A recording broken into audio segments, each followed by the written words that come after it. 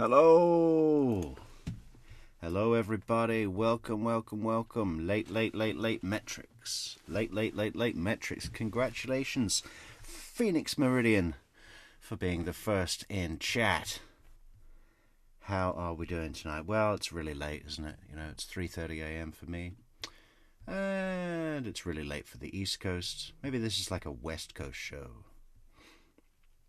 That's okay. But someone twisted my arm. I won't say which one. Michelle. Yeah, welcome, Michelle. Yeah. So what are we doing? I have no prep. We go to Collin Griffith. We got to look at this crazy kid, right? Everyone wants to hear more about this crazy kid who got off with murder after getting off with murder a year before. Never have I don't think I've ever seen that happen. You kill your dad, and the charges are dismissed because it was self-defense. Then you move in with your mom. Then you kill your mom. And then the charges are dismissed because it's self-defense. I don't know. Who's next? Who's next? You know, if you were in 3rd grade and you bit someone every week, they'd start to think of you as a biter, right? They'd be like, watch him, gag him, put something in his mouth, not your fingers. Yeah, bit messy. Certainly a messy killing, brutal killing. I mean, you should see the goddamn knife, 12-inch knife. I mean, the blade wasn't 12 inches. I think it was like an 8-inch blade. But still, that is a large chef's knife, right? I'd love to know what brand it was. Was it a Global? Was it a Sabatier? Was it that German steel that I can never remember the name of? Because, man, you should see this knife I've got here. I have got a knife that's so big. What is this? This is a Sabatier. But man, this could do some damage. It's just a chef's knife, but I'm scared to even use it. It's like a chef's knife for butchering an entire cow or something. It's enormous. Anyway, it's pretty scary because you know how some kitchen knives are really bendy and flimsy and they, you know, but this thing is, man. I could take down an alligator with this thing, but I won't.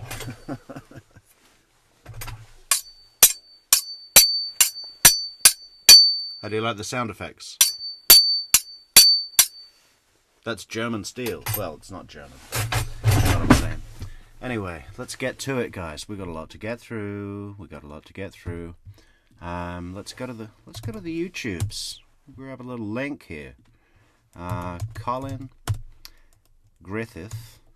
So I've been meaning to ask people. I thought everyone was making spelling errors yesterday in the chat, spelling Colin with 2 L's. Is that how it's spelt in the States? In the United Kingdom, we only use 1 L. Griffith. Bodycam. Yes, that should start us off nicely. Right, is this...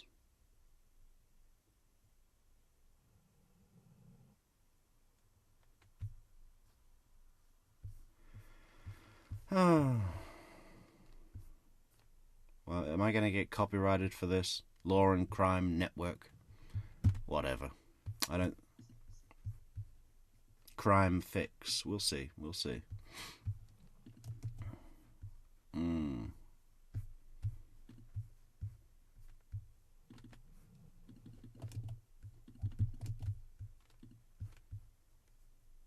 Saying that you were going to kill your mom if you got in a car with her? That's Colin. Did you make any statements saying that you were going to kill your mom if you got in a car with her?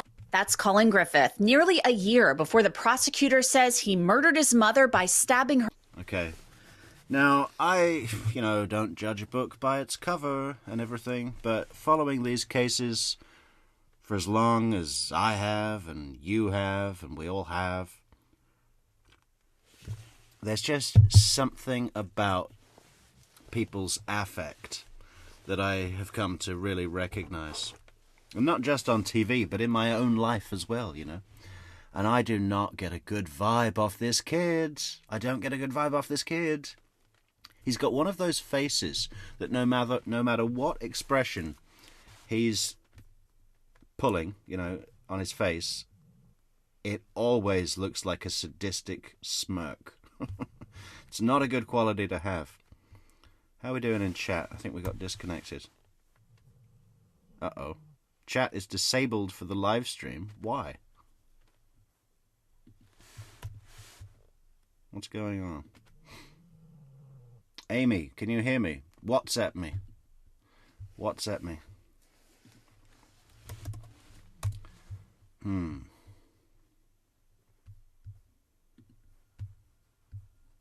Hang on, guys. I gotta find out what's going on.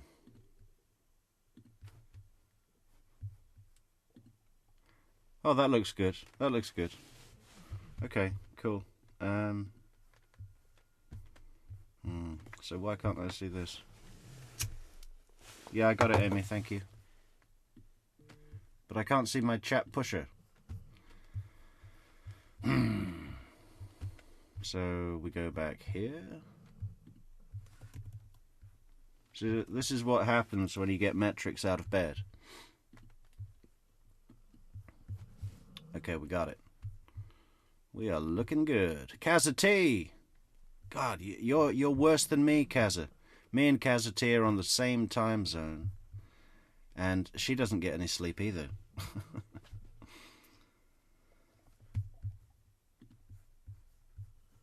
Yeah, just a smirking kid.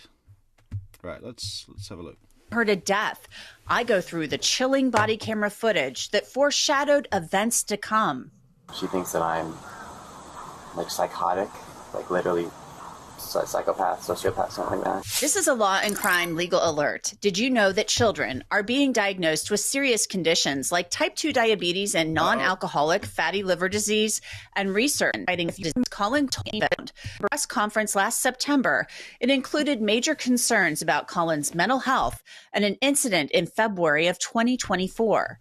He has an argument with his mother, and he runs away from Charlotte County and comes back to Auburndale to his grandmother's house. Now, his grandmother's not there.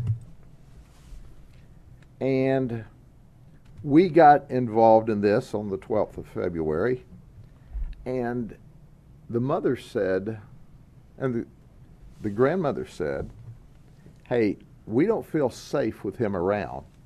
So our deputies who found him up here as a missing persons reported in Charlotte County turned him over to DCF. 2 days later, on the 14th of February, the anniversary of him killing his dad a year ago, he's reunited with his mother. On Valentine's Day. By DCF. Happy Valentine's Day, Dad.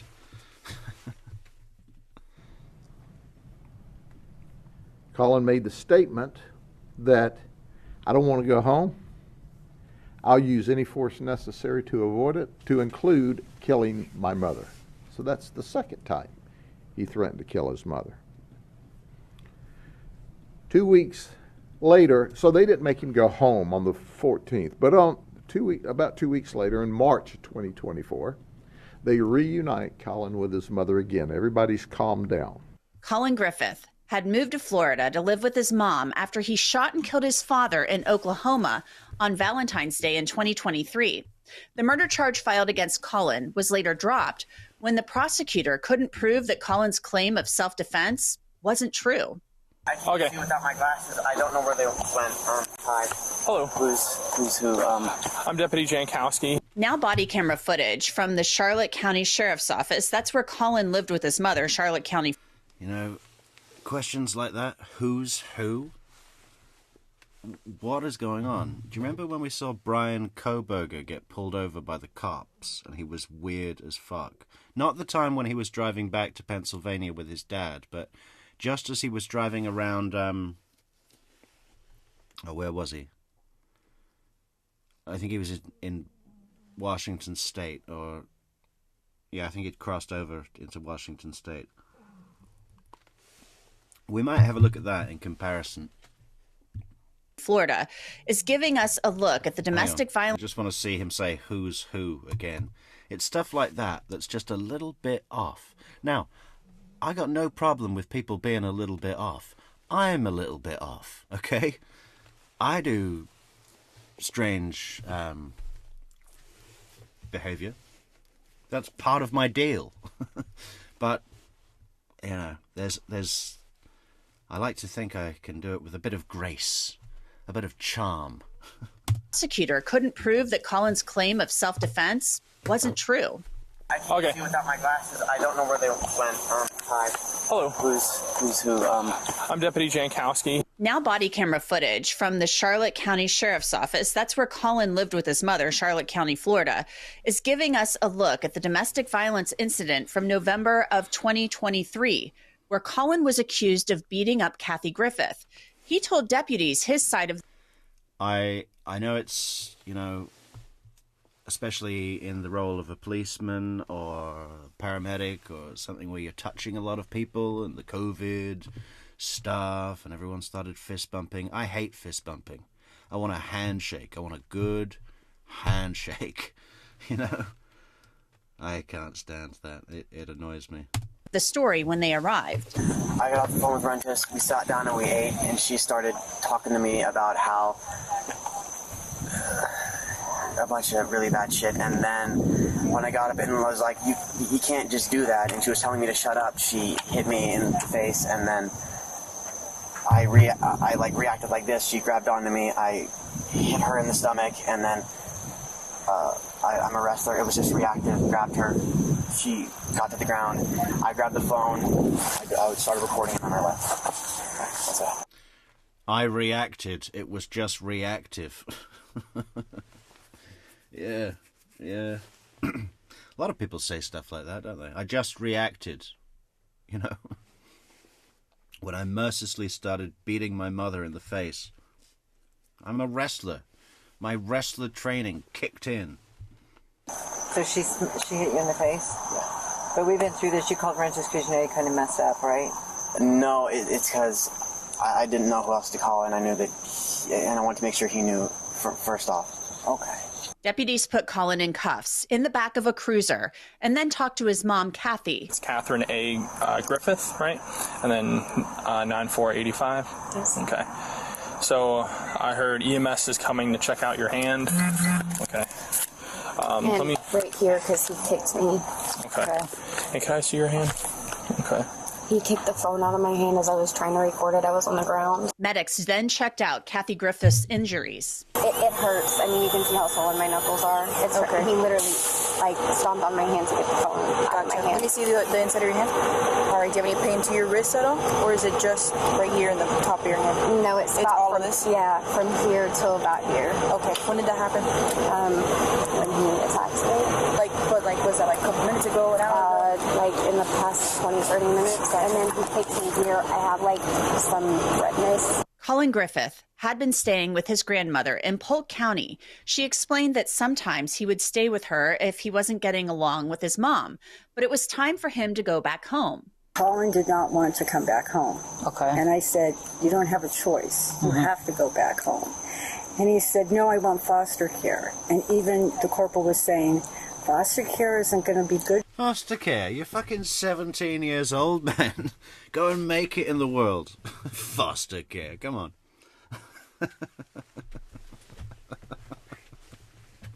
Oh, I want foster care. Okay.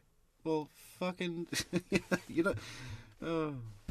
For you. You don't have issues. You have to work on them. And so we agreed. I talked to him all the way... Oh, my car door's... Oh. Colin has mental health issues, according to his grandma. He was in therapy and had a treatment plan, and there was some sort of intervention going on with law enforcement as well. We talked all the way down, and I said, you have got to learn to get your anger under control. You want to be a Marine. People are going to get it. I'm retired from the service. I said, so am I. Very good. So I said, people are going to get in your face, and you're going to have to learn to deal with that. You just ignore it. Right. And I said, the other thing, too, is you don't ever hit anybody. You don't even touch somebody. And especially somebody as small as Kathy. That is just something that you cannot ever do. I said, that needs to be. He goes, no, but I said, there are no buts. That's all there is. Colin's grandmother then describes what led up to Colin assaulting his mother. So we got here. And Princess had agreed. She's going to lay the law down. You know, that she is the parent. She is doing what she thinks is best for him. That he's not going to have his cellular phone. He's not going to have access, because he's like talking to some person on the online that we don't even know who this person is. Okay. And that she said, I don't want you ever calling me a psychopathic narcissist anymore. I said, and he goes, no, I didn't. He goes, no, I heard you say that. So, okay. He just, you know, he had said that in the past. And she said, let me lay this out for you, because the only thing I think you really care about is money. So anytime there's an infraction, I'm going to take that from you. And it'll add up. So you have got to fly right, because otherwise, if not, and then he was doing something with his eyes. Colin's grandma then described why she believed Colin attacked his mother. I think he wanted the phone, and that's all he was concerned about, was getting... You know what I used to do? I left home, I guess I just turned 17. Maybe 16, 17. I didn't have any money. I didn't have a car. I just, a small bag. You know? How did I eat? This is what I used to do. I used to go into the McDonald's and find like an empty cup, like an empty drink cup, a busy McDonald's, right, on Oxford Street in London.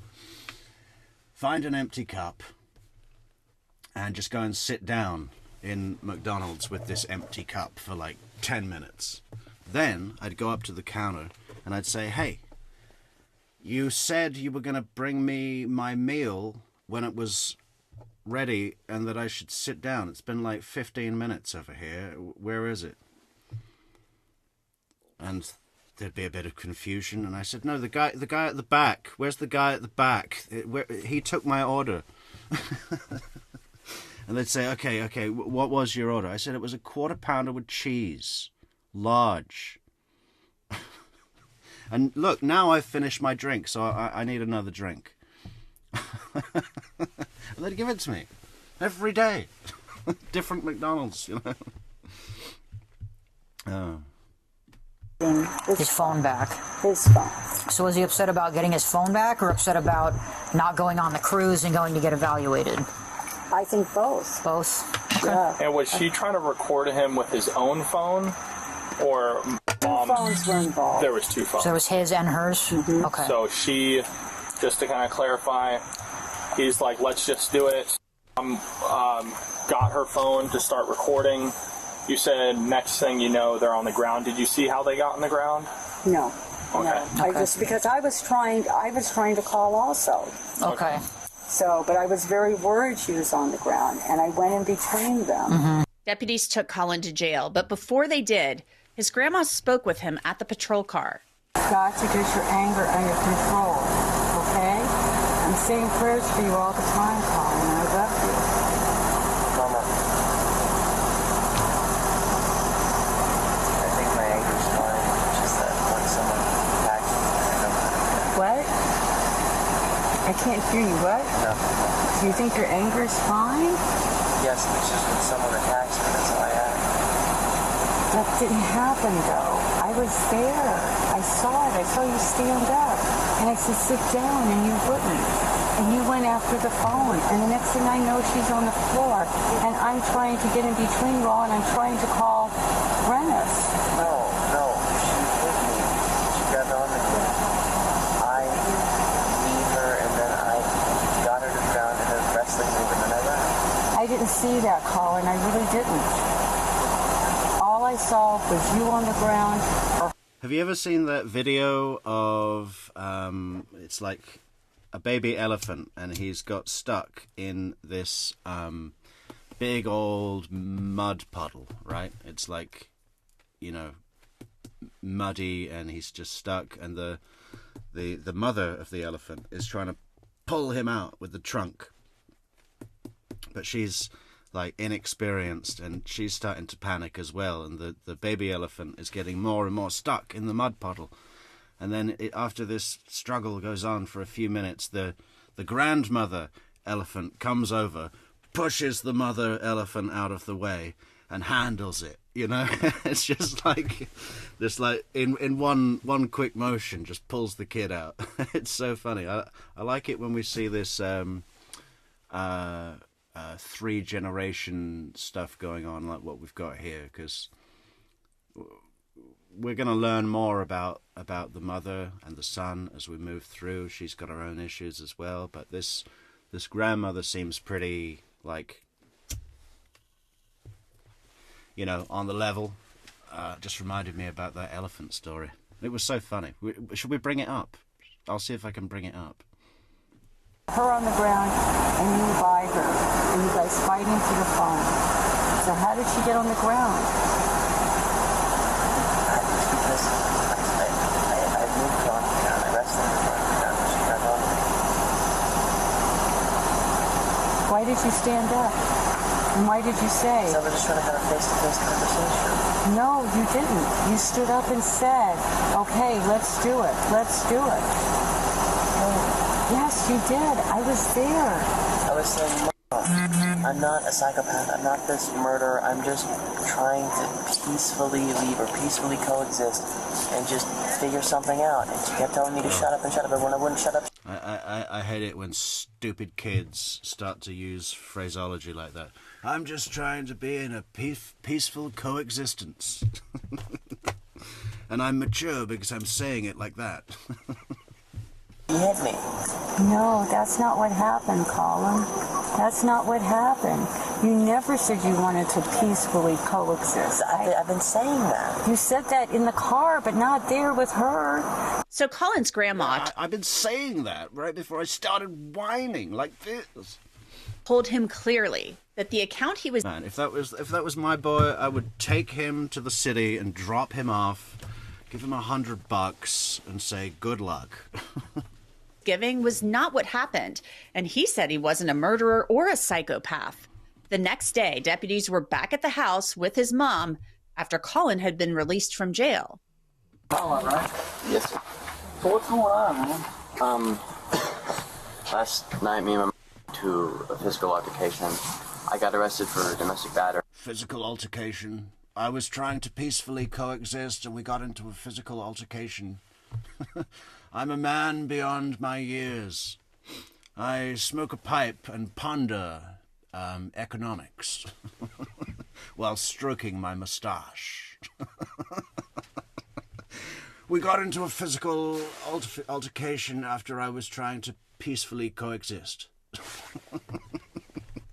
But going in front of a judge today, I have a right to public defender, and we'll see how that goes. Okay. So how is the situation with you? I'll tell you, Albert says, Metrix, you're a survivor. Most young people don't have the self-confidence or ego strength. I'll tell you a fucking story, though, about that McDonald's thing. One day, I was doing my thing, my little scam, and this Irish guy, came up to me. And he came up to me, and I knew there was something going on straight away, because he came up to me like he knew me. Sat straight down, held his hand out to shake my hand, which I did, because I was an inexperienced moron. And he sat down real close to me, and he pulled out this syringe needle. And he took the cap off, and he said, okay, listen, I'm a heroin addict with HIV, and if I put this needle in you, you've got HIV too. Gimme everything. You know, it was like, and I was like, holy shit, that is worse than being robbed with a knife, you know. And I didn't have, you know what I had on me? I had $20 American for some reason. I don't know, I guess I must have been a gift or something, in a card or something. And my cell phone. And I did give it to him. I was like, yeah, take this and get the fuck away from me. $20 and a cell phone. I didn't have any money. Yeah, it was pretty scary when you're young. Doing right now. The things calm down, and you guys able to get along. Where are we at? No, sir. It's not good. She thinks that I beat the shit out of her. I don't. She thinks that I'm like psychotic, like literally psychopath, sociopath, something like that. I don't know exactly where she's at. She thinks I'm gonna kill her. I want to kill her, or that I want to beat the shit out of her. Do you? No, sir. Okay. Given what we know now, this footage is very interesting. Collin Griffith goes on to say his mother had attacked him. I don't want to hurt anyone, let alone my mom, even despite this happening, but I'm not going to take... Yes, Michelle, the grandmother is the mother of Colin's mother. What I consider abuse when someone's attacking me, and... How is she attacking you? What kind of abuse are we talking? When she attacked me. When she threw a punch at me and grabbed on me, I grabbed onto her back. I got her off of me, she hit the ground, and then I fled and called Rentis, and then he sent someone out. You called who? Rentis, Detective Rentis. Okay. The deputies then questioned Colin about statements he made at the jail. Did you make any statements saying that you were going to kill your mom if you got in a car with her? No, sir. I'm trying to figure out why we would have a corporal at the jail that took you out, that dropped you off your mom and telling us that you said, don't put me in a car with her, I'm going to kill her. Yeah, was that said? I did not say I was going to kill her. I did not say kill.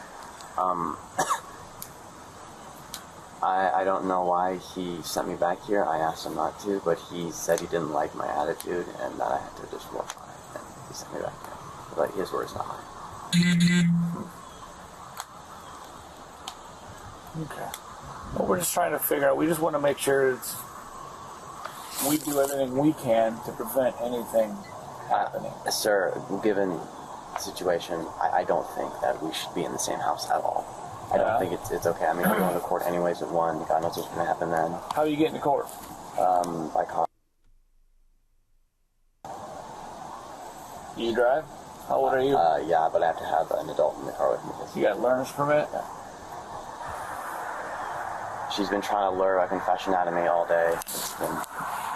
Well, it's not all day, but... So you heard Collin Griffith tell the officers that his mother had been trying to lure a confession out of him all day. The deputies continue to question Colin about... Yeah, I'll just give you some context here from an article from News Channel 21, who says... Griffith is accused of killing his mother at his grandmother's home in Auburndale back in September 2024, just over a year after he shot and killed his father out of self-defense in Oklahoma in 2023. They ruled that to be in self-defense due to the fact his father treated him poorly, not letting him leave the farm they lived on and only feeding him one meal a day. They discovered he suffered from PTSD and other mental health problems due to that. Griffith was calm and level-headed when he talked about both attacks, blaming his parents for having problems. She has ADHD. She was abused by my dad, Griffith said. That set her off.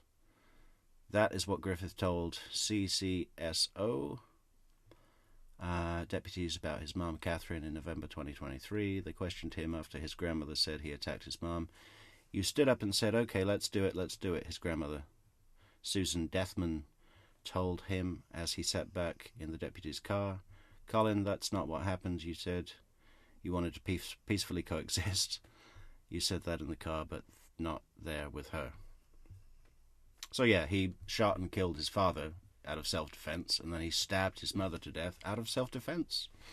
And he's acquitted of both killings, killed both his parents separately, separate incidents, both of them out of self-defense. I mean, come on. Come on. If I was the grandmother, I'd be like, investing in some security. Why he and his mom argue, and he tells them his mom had once pulled a gun on him. What does this all start over? Has this been ongoing forever, or is this all of a sudden happened last night? Oh, and hey, thanks so much, Laura Lee, for the fabulous coffee. I saw that come in. I've got to get these notifications on the video. Sometimes they just seem to disappear. I don't know why. But thank you, Laura Lee. Good way to support the channel. And, oh, was that one more? I think it was one more. Amanda. Thank you so much, Amanda, as well.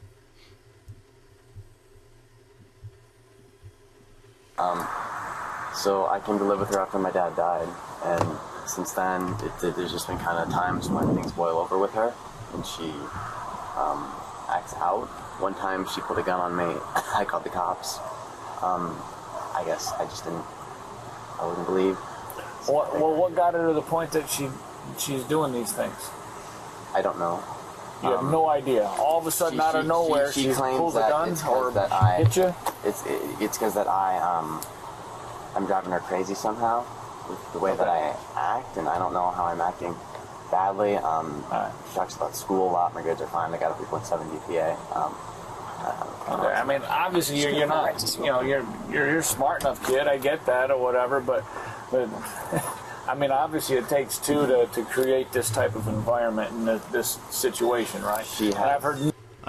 Sorry, I don't think this deputy is very well trained. You know, he's more of a traffic stop cop. They shouldn't send him to situations like this. Yeah. It's just, it's not necessarily his fault. I just think he's better for traffic stops. It's, you know, this takes a certain type of training to deal with a situation like this. You know. Nothing. You haven't said a word about what's going on, what you're doing, or what is going on to provoke this, or where it's coming from, other than out of the blue, your mom flies off the handle and does this stuff. Oh yeah. This kid can switch, right? As soon as the cops show up, there's a character, and he adopts that character. We'll see if we can pinpoint that as we move forward. I'm struggling with that a little bit. She claims that because I don't help around the house. I think we're gonna go to Kohberger getting stopped in a second, guys, as a comparison, because I'm getting notes of Kohberger. I don't seem to follow rules. The key for her is that I don't make a schedule. I don't schedule my day. She has ADHD and a lot of other stuff. She was really abused by my dad, from what I know, and that kind of just made it to where she has these very specific things that set her off, these triggers. Now remember, the entire reason Colin is in Florida at this point is because he killed his dad in Oklahoma on Valentine's Day in 2023, and Colin's mother took him to Florida to live with her. The deputies asked Colin about his father's death. So how long ago was your dad back? Sorry to hear that. 7 months. 7 months. Yeah, sorry to hear that. 7 months. Oh, my condolences. My condolences. He attacked me, my dad, and when he did, he tried to kill me with a knife, and then it was in Oklahoma, and he died. So, okay. How was that? Yeah, he died. He just died. He attacked me with a knife and then died. I shot him when he tried to kill me. Did you already have a gun in your hand? Or did you go get one? I was fleeing, and the house was filled with guns, 23 to be exact, and... you knew who they were? I didn't seek one out, I was just trying to run, but when I was cornered and I had nothing else, there was a gun, and just kind of what happened. Why was he trying to kill you? Man, it's not every day. Look at the deputy's face. It's not every day you meet someone and he says, yeah, I shot and killed my father with a gun. Tried to kill me with a knife, and then it was in Oklahoma, and he died. So, yeah. How was that? I shot him when he tried to kill me. Did you already have a gun in your hand? Or did you go get one? I was fleeing, and the house was filled with guns, 23 to be exact, and... you knew who they were? I didn't seek one out, I was just trying to run, but when I was cornered and I had nothing else, there was a gun, and just kind of what happened. Why was he trying to kill you? He's also a bit of a case, but, he had ADHD. Homophobia.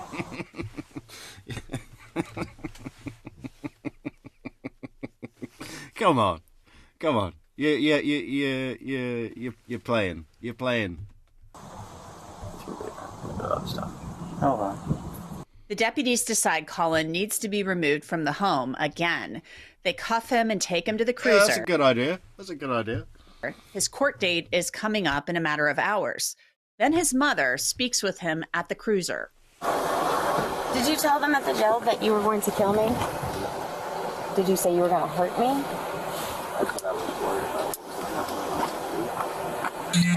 Okay. I heard you say you were worried what was going to happen. Ma'am. Yes. They have to go. Colin had been placed on involuntary psychiatric holds. They're called Baker Acts. The photos on social media in the summer of 2024 made it appear as if everything was great between Colin and his mom. They looked really happy. Then on September 8th, Kathy Griffith was dead at her mother's house. Mom drives up here to Auburndale from Charlotte County. She arrives at 4 o'clock. At about 4:30, witnesses and neighbors see Colin and Mom arguing outside, and Colin grabs his mother by the hair and drags her into the house. Just about 2 hours later, that's when we receive a 911 call where Colin said, "I've had a very, very long fight with Mom, and she fell on a knife and she's bleeding from the neck." When you look at this, you see a kid. Yeah. When I look at him, I see a psychopath. Colin Griffith has put... yeah. The eyeglasses don't help. When you look at him, you see a kid. When I look at him, I see a psychopath. But, you know, statements like that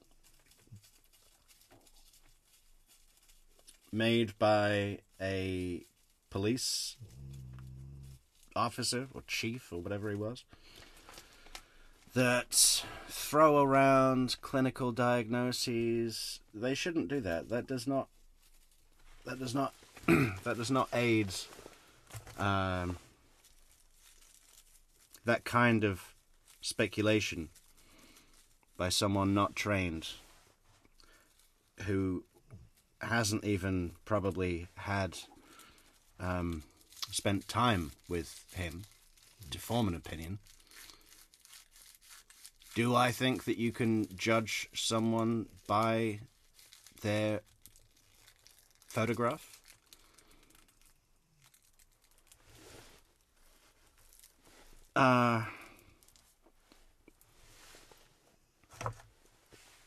Well, enough to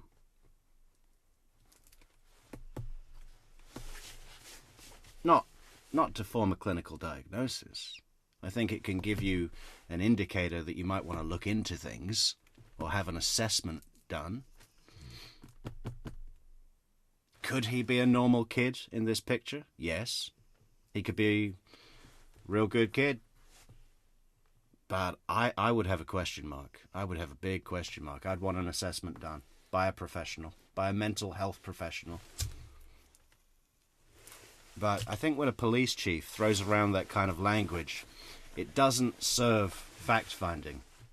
And it can lead to allegations of bias and prejudice, and I don't think it helps anything. I really don't think police chiefs should throw around that kind of language. Even though he's probably right, he's not trained, and he's not, had a proper assessment done. So it's inflammatory, right? And it can lead to a not guilty verdict. Pleaded not guilty to the murder and kidnapping charges he faces. He's right now being held without bail at the Polk County Jail. That's it for this episode of Crime Fix. I'm Anjanette Levy. Thanks so much for being with me. I'll see you back here next time. Anjanette Levy. What a name, huh? Let's go to Kohberger. Yeah, please do support the channel on buymeacoffee.com/True Crime Metrix. Or Super Chat. Subscribe to the channel. Got a whole series coming out. This is a real impromptu stream tonight, guys. Michelle got on my ass. She was like, "Get up! Get up! Stream! Now!" So I was like, "Okay, Michelle."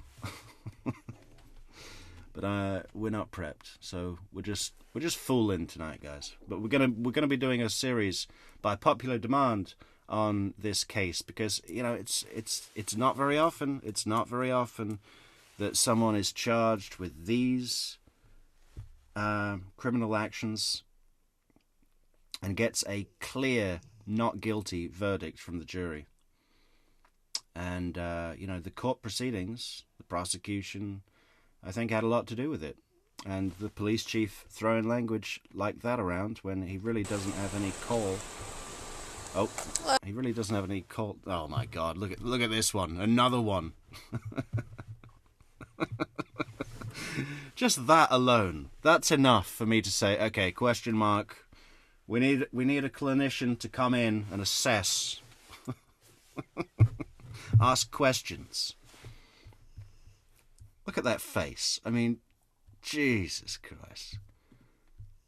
I've kind of steered really wide of the Kohberger thing. That's coming up this year, right? His trial.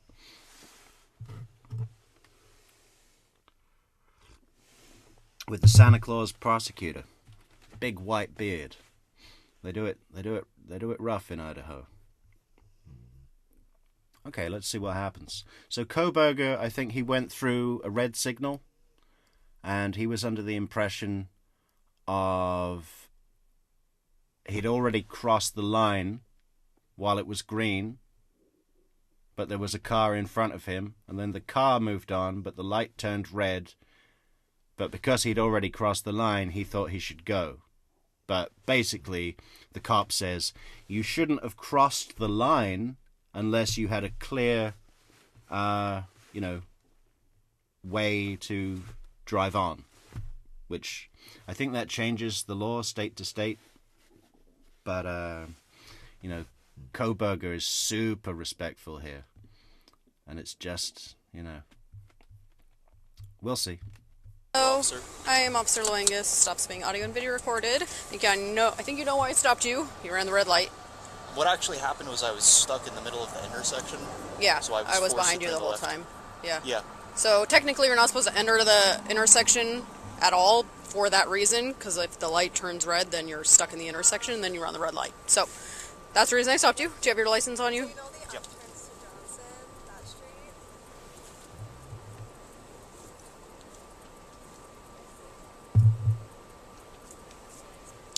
Do you have the registration and insurance? Yes.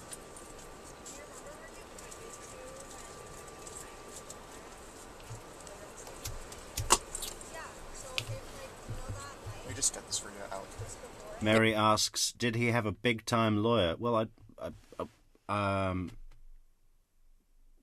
don't think it was a big-time lawyer. I mean, he's a 17-year-old kid. And the only thing I've seen of her was her closing. And I thought her closing was very good. Very good. I thought that in contrast to the prosecutor's closing, she really used the prosecutor's closing against him. And he left himself open for that to happen in quite a major way. So it was a combination of ineffective prosecutor closing argument. I really didn't rate it at all. Maybe some people disagree. I felt that he focused too much, driving home the really gruesome details, shock factor, gruesome stuff, instead of going over the facts. It was a horror story he was telling, which can be effective. It's dependent on the jury, right? But for me personally, if a prosecutor was conducting the closing argument like that, I'd be like, you're overselling this, man. You want me to focus. You want me to be shocked and grossed out and, recoil with the horrible details that you're putting through. And that makes me not trust your, what we should be focusing on, which is the tangible evidence, right?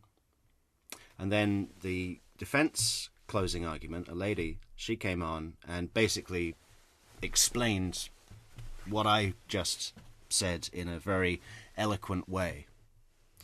And it was a combination of a pretty good defense and a not so good prosecutor that got him a not guilty verdict, I think.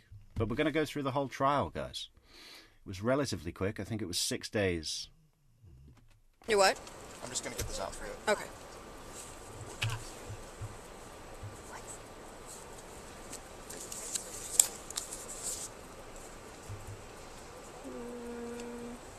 So would you explain that to me a little bit further? So in Pennsylvania, when you're stuck like in the intersection, you have to make the left.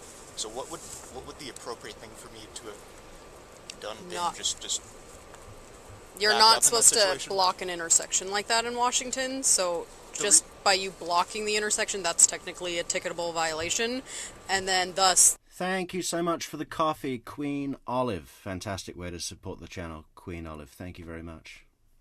I'm going to try and get these coffee alerts back on the stream. Just give me a second here, guys.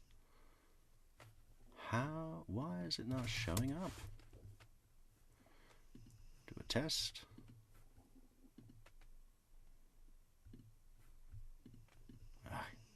Okay, that works. So we put it over here.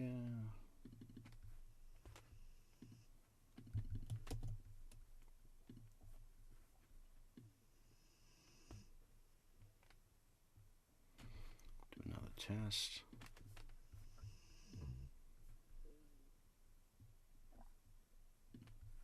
I'll play the video.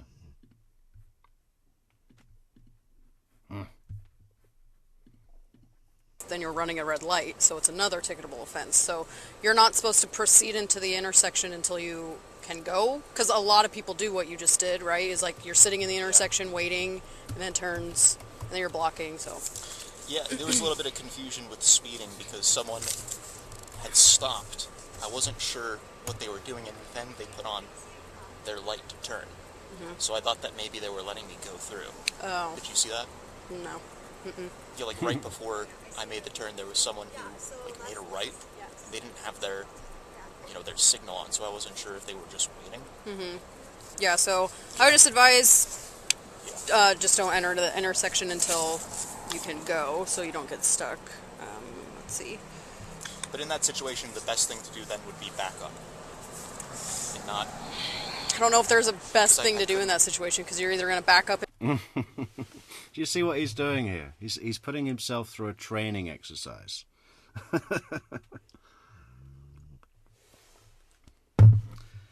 It's instinctive, though. He doesn't have a plan here. He's not like, if I distract her and ask respectful questions while she's looking through my paperwork, maybe she'll let me off with a warning.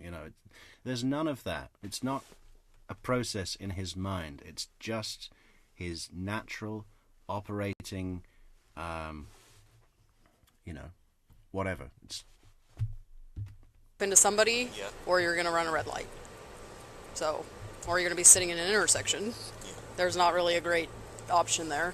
Yeah, I was just slightly into the crosswalk, so, where I'm from Pennsylvania, we actually don't have, like, crosswalks. Oh, so even if you're kind of slightly, there's a little bit more leeway as well. What do you mean they don't have crosswalks in Pennsylvania? How do you cross the road? Is anyone in Pennsylvania? What do you mean there's no crosswalks in Pennsylvania? We pole vault over the road. Well, like there are a few lines. Like there's one white line and there's another one in front. Like there's like a certain margin from which you can actually kind of put your vehicle, place your vehicle.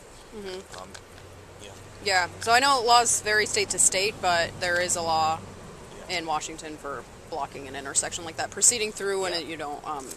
When you're just stalling. I forget the actual verbiage. I can find it for you, but it's like stalling, blocking an intersection. Yeah, I'm just curious about the law. I don't mean to... Oh, no, I can find it for you. Yeah. One second. Yeah, I'm curious about the law. I'm actually thinking about becoming a cop. Do you have a card? Or? And that looks good on a Hyundai. I don't see Pennsylvania registration like at all. Okay, let's see. Expires November 22nd, or 2022. Okay. And... yeah, one of those is actually Yeah, okay, that looks good. I'll hand that back to you. I'm just going to go check your info. I'll try to find that RCW, the law, for you, and I'll be right back. Thank you. All right.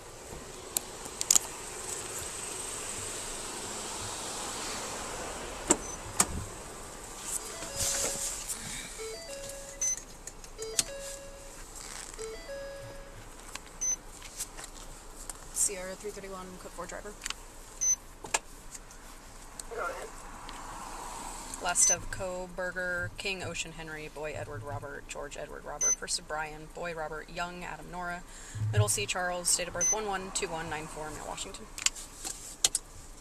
I never understand how, for me, if someone says phonetic alphabet like D as in David, Robert, Oliver, Sam, I can't process that. It needs to be India, Tango, Hotel, Romeo, Sierra, Yankee, X-Ray, Zulu. You know, I can't do it any other way.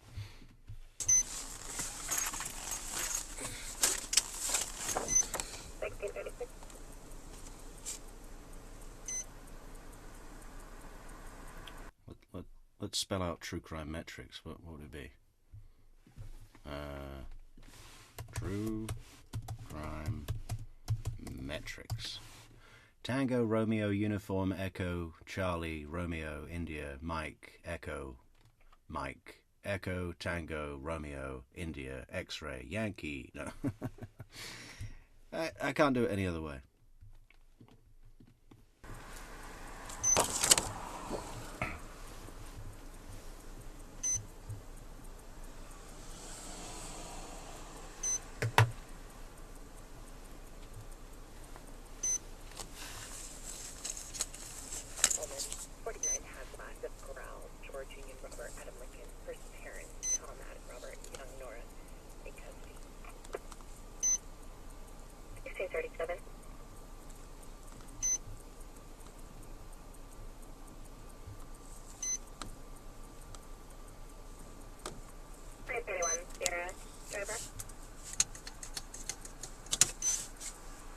Go ahead.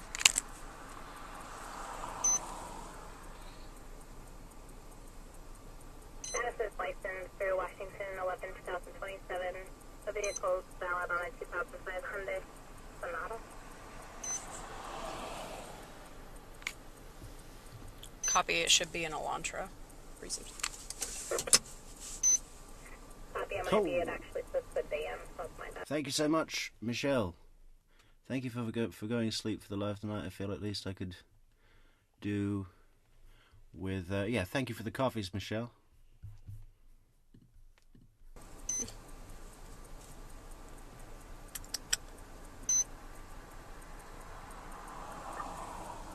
Sierra 334 stopping. 334.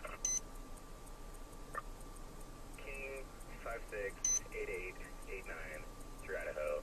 Will be Stadium and Q parking lot. 1638.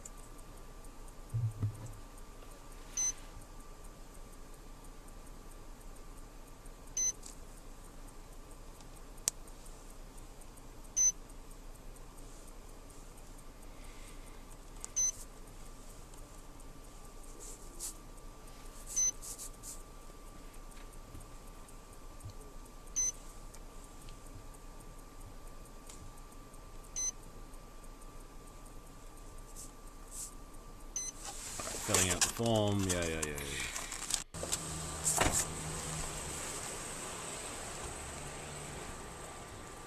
Okay, so I found it. So I don't know what in Pennsylvania where you go. Yeah, all you crazy cats on the East Coast and all you crazy cats in Central Time, just fall asleep. just fall asleep. This show's so late, we're not offended. You know, it's a West Coast show. West Coast and Japan. We're heading to Osaka.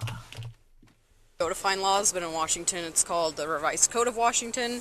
So I'll try to turn my brightness up, but it's just called an RCW, so it's RCW 46.61.202, so it's no driver shall enter an intersection unless there is significant space on the other side of the intersection to accommodate the vehicle he is operating without obstructing the passage of other vehicles, despite any traffic control signal indications to proceed. So you had a green light, so you're thinking you can go, but you're blocking the intersection. Yeah. So that's, if you're ever curious in any laws in Washington, just Revised Code of Washington.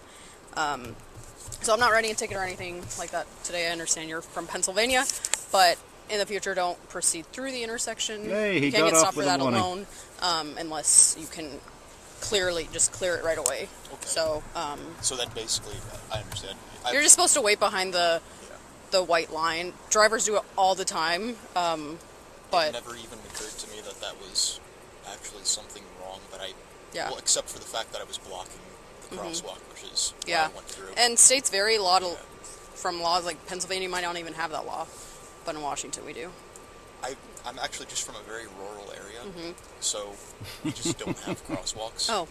Unless I visit an area where there are crosswalks, and then it's not very frequent. Yeah. I do apologize if I was asking you too many questions about the law. I wasn't trying to No, not at all. Why don't you apologize for your dead eyes, man? Look at that. This guy in how long was this before? This is October 14th, it looks like, 2022. When was the killing? This is really close to the killing, right? I understand you're not from here, so if you don't, a lot of people don't know a bunch of laws. And for all the people saying to me that the date in the States is month, day, year, sometimes on time codes, video time codes, it's not. Look, it's backwards, but it's day, month, year. I only know it because this is what I do, but yeah. If you're ever curious on any more laws, just RCW, and they can be hard to read because it's in legal language, but hope that helps. Definitely. Yeah, have a good day. Definitely, you too. Thanks.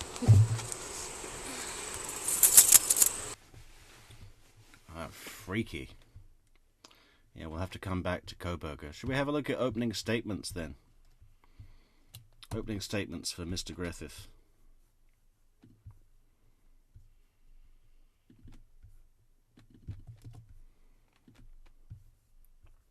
Single door by the shelves, is that blood?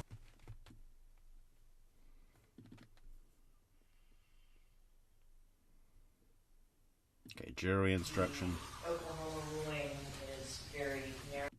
Regarding the 911 call, Miss Thornhill, this when she comes back in.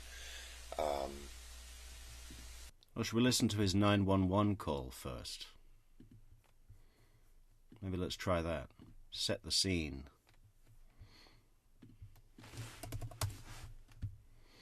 Collin Griffith, 911 call.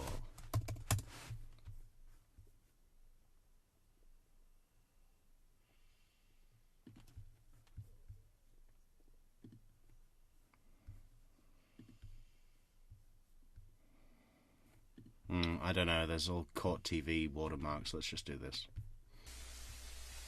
Sometimes lawyers in their opening statements. These rules. This is a criminal case. Collin Griffith, the defendant, has been accused of the crimes of first-degree murder and kidnapping. The definition of these crimes will be explained to you later. I want to remind you, you must decide this case based on the evidence presented and the law that I give to you. Evidence consists of the sworn testimony of witnesses, exhibits admitted into evidence, and anything else that I tell you to consider as evidence. The state's charging document, the indictment that I read to you during jury selection. Hey, Piebird, did you get my picture of soap on Facebook? When are we doing this calendar? I love the idea of the soap calendar. And we'll do another one for all the Metrix pets. I want to remind you, is not evidence, and you are not to consider it as any proof of guilt. Remember that it is my responsibility to decide which laws apply to this case and to explain those laws to you. It is your solemn responsibility to determine if the state has proved its accusations against the defendant beyond a reasonable doubt in accord with the law that I provide to you. Thus, the province of the jury and the province of the court are well defined, and they do not overlap. This is one of the fundamental principles of our system of justice. Now, before we go any further, it might be helpful if you understand just a little bit about how a trial is conducted. At the beginning, killings. Multiple killings, Amy. 4 killings. God, what a terrible thing that was, huh? What a senseless, horrific, horrifying, terrible thing that was. Kohberger, you crazy fuck. The attorneys will have the opportunity, if they wish, to make an opening statement. The opening statement gives the attorneys a chance to tell you what evidence they believe will be presented during the trial. However, what the attorneys say is not evidence, and you are not to consider it as such. Following the opening statements, witnesses will be called to testify under oath. They will be examined. Albert, I think he'll kill again as well. You get off twice. I mean, all that's happened is his confidence is you know, he's just in the habit of murdering people. Yeah, no. What happened is my dad. He has ADHD and he attacked me, and who's next? I mean, I feel like we're waiting to see who he's going to kill now. Or questioned and cross-examined. Documents and other... All right, we'll skip the jury instructions. Let's get some theatrics. Time to time that I confer with the attorneys outside your hearing. I attempt to minimize the inconvenience to you and having to get up and go back to the jury room by conducting as many conferences as possible out in the hallway with the court reporter, the attorneys, and the defendant, who will have a headset here in the courtroom, and one of his lawyers with him will be out there discussing those matters outside your hearing. You might have heard such conferences referred to as sidebars. Many conferences can be handled in that fashion. However, I assure you there will be times where the arguments I need to consider are more extensive and not properly received here, or in the hallway I should say, with you waiting here in the courtroom. So you will be asked to step into the jury room from time to time. No matter where that conference is held, you must not speculate on what we are discussing during any of those times. If you would like to take notes during the trial, you may do so, but you are not obligated to take notes. That's up to you. If you decide to take notes, don't get so involved in that process that you become distracted from what is occurring in the courtroom. Among the many things I will be telling you about how to weigh and consider the evidence, one thing I will tell you is that you should consider not only what the witnesses say, but how they act. You can imagine if you're looking down most of the time taking notes, you might miss some important nonverbal information coming from the witness stand. Also, do not be influenced in any way by the fact that I will be taking notes throughout the trial. I do not do that because I think this, that, or the other thing is critical to your determination. I do it simply to save us time later in the case in the event there is a dispute as to what occurred earlier. If I did not have detailed notes, I would have to ask the court reporter to hunt through her stenographic record, find what I'm looking for, and read it back to me outside. Amy says, Addie, he killed his dad in self-defense. And then killed his mom in self-defense.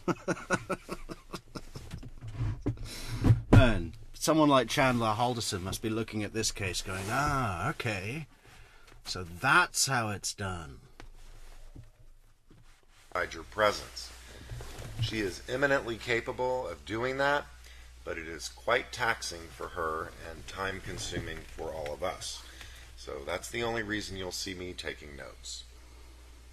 If you do take notes, whether or not you take notes, you should rely on your memory of the evidence, and you should not be unduly influenced by the notes of any other juror. Notes are not entitled to any greater weight than each juror's individual memory of the evidence. Judges must get so bored of reading this shit out every time. Mr. Levine, does the state wish to give an opening statement? Yes, thank you. You may proceed. All right, good morning, ladies and gentlemen. It was a Sunday evening, September 8th of last year, in Auburndale, Florida. And it was at that time that the defendant viciously and savagely unleashed his full fury and hatred towards his mother upon her, when he stabbed her with such force that the knife went shooting through. Already, I'm sorry, I'm just not very warm to this prosecutor. It was at that moment the defendant unleashed his full fury and force and hatred towards his... Just tell us the facts, man. Embellish. Fucking embellish. Her neck, through her neck muscles, through her esophagus, through her trachea, through her thyroid cartilage, and shot out the other side of her neck. You will hear and see that as this happened, she began to bleed and bleed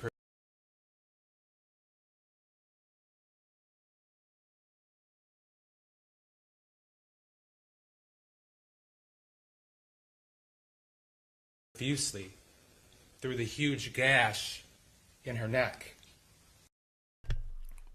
Goddamn mute button. I'm trying to eat a banana for some late night energy. And I don't want it to be like, chewing on the stream. I said, thank you so much, Pinto, for the coffees, and it's a pleasure to do this. I really don't know what I'd be doing with my life if I didn't do this. It's like I'm dependent on it now. While she bled, the defendant was there and watched as the blood came out of the huge hole in her neck. You're going to hear that he was there as he watched the blood and the life drain from her body until she took her final breath and was officially dead. You're also going to hear that this was exactly what the defendant meant to do, and that this is exactly what the defendant had thought about doing and had wanted to do for quite some time. So much so that he told multiple people, including multiple Charlotte County Sheriff's Office deputies and his own grandfather, the father of the defendant's mother, Kathy Griffith. His name's Robert Willantis. You're going to hear from him. He'll fly in from New Mexico, and he'll tell you about those haunting statements that the defendant made. And you're going to see that exactly... Amy, another one. You're like the posture observer, right? The guy who was floating down the lazy river the other day, AJ, and now you're saying, how is he leaning back and standing straight at the same time? That's exactly what it is, right? It's like he's about to do the, what do you call that thing? What do you call that thing where you have to get under the, someone holds a stick really low and you have to walk through it? What is that thing called? You know what I'm saying? It's like I don't even know where you do it. It's not the conga, it's... Alright, someone tell me that. What is that thing called? Limbo! The limbo, yes. Thank you, Michelle. This guy is 3-time limbo champion in Charlotte County. The trick is the beard, right? He shaves his head, grows a big beard for the balance. That's how he gets extra low. What the defendant said he wanted to do and said that he would do, he accomplished on the night of September 8th of last year. But how did Kathy Griffith get there, bleeding out on her mother's kitchen floor? In order to understand that, we're going to have to take a step back and take a walk through some time. So you're going to see, of course, not just what happened on and around September 7th and September 8th, some of the critical time leading up to the murder, but you're also going to see and hear how this all began. Now, we're going to take a trip back to February 14th of 2023, the year prior to the defendant killing his mom. At that time, the defendant lived in Oklahoma. And you're going to hear on February 14th of 2023, the defendant killed somebody else when he shot that person 2 times. He shot that person in the chest, and he shot that person in the head. You're going to hear that it was undisputed that he shot that person, that he... What, the chest wasn't enough to stop the attack? I mean, if your argument is that you had to shoot someone in self-defense, what is the need to shoot them in the head after shooting them in the chest? That just sounds like an execution, right? If you shoot them in the chest, I'm sure you'll be able to get away. You'll be able to run away. I'm amazed that he got off with that. Oh, well, both of them. It's ridiculous. And I'm all for, I'm not a fire and brimstone fucking prosecute everybody. I'm all for listening to worthy defenses. And, I'm quite sympathetic in a lot of cases to the defendant if it calls for it. But not here. Not here. And twice? Are you kidding? What the fuck? He was arrested for that killing, and that he has not been charged to this date. Now, after that killing, ladies and gentlemen, the defendant, as a little bit of time progressed, he moved back to Florida. He had been living with his dad for a number of years in Oklahoma. Got his fucking psycho, spotty, blotchy skin. That doesn't help the look, man. And just everything about his affect, his laid-back psycho posture. I do not like this kid. Would you trust this kid to like watch your kids? Fuck no. What we were saying earlier about, can you judge someone? Like the sheriff or whatever, the cop was saying, I look at this picture and I see a psychopath. And I was saying, well, can you say that just by looking at a picture? And the answer is no. But when it comes to who parents are happy to leave their kids with, that really does come into it, doesn't it? If you've got a bad feeling about someone, you're not going to fucking... Yeah, we'll Help yourself to anything in the fridge. Approximately 3 years or so.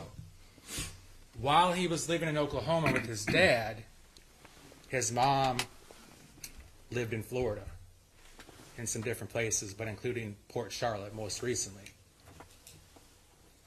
And you're going to hear that while the defendant lived with his dad, the mom, as any mom would, greatly missed her son.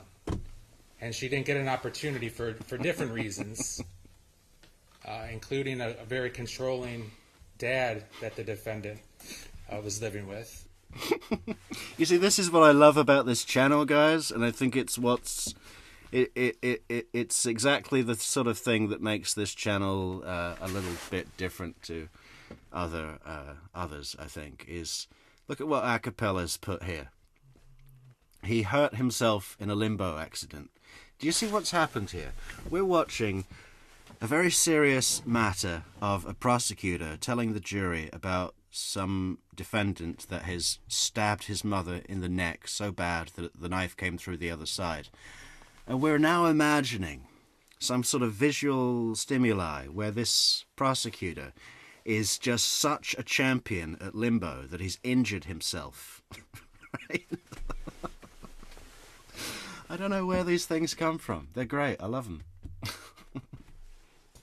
So Kathy Griffith basically didn't have much contact with her son. Not because she didn't want to, but she would try to call him and talk to him, and it pained her greatly that her son was not with her.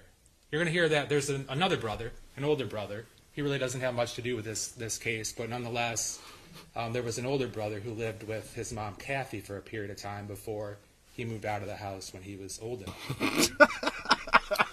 So, as the defendant moves to Florida... Every time I see him now, I just can't stop thinking about it. About this guy, you know, taking it really seriously, doing stretches, training every day for the championship, you know, psyching himself up like a boxer, coming out in a fucking silk robe, you know, spurring up the crowds, getting them going, fucking, yeah, we're going to get that medal, we're going to get that first prize, limbo, put me down to 15 inches. I can do it. His mom wanted to make up for lost time. That was 3 years, 3 critical years of her life and his life when they didn't do mother-son things. They didn't spend time together. They didn't have all those opportunities that maybe other kids and other parents had. So Kathy, the defendant's mom, tried to make up for lost time. And she took her son on multiple vacations. They took cruises. They went to Disney World. They traveled out of the country. They went to Washington, D.C. And she spent all her time and affection and money on the defendant. That was her son. And that's who she had missed for all those years. Now, was Kathy Griffith the perfect parent? No. Was she the perfect person? No. But nobody is.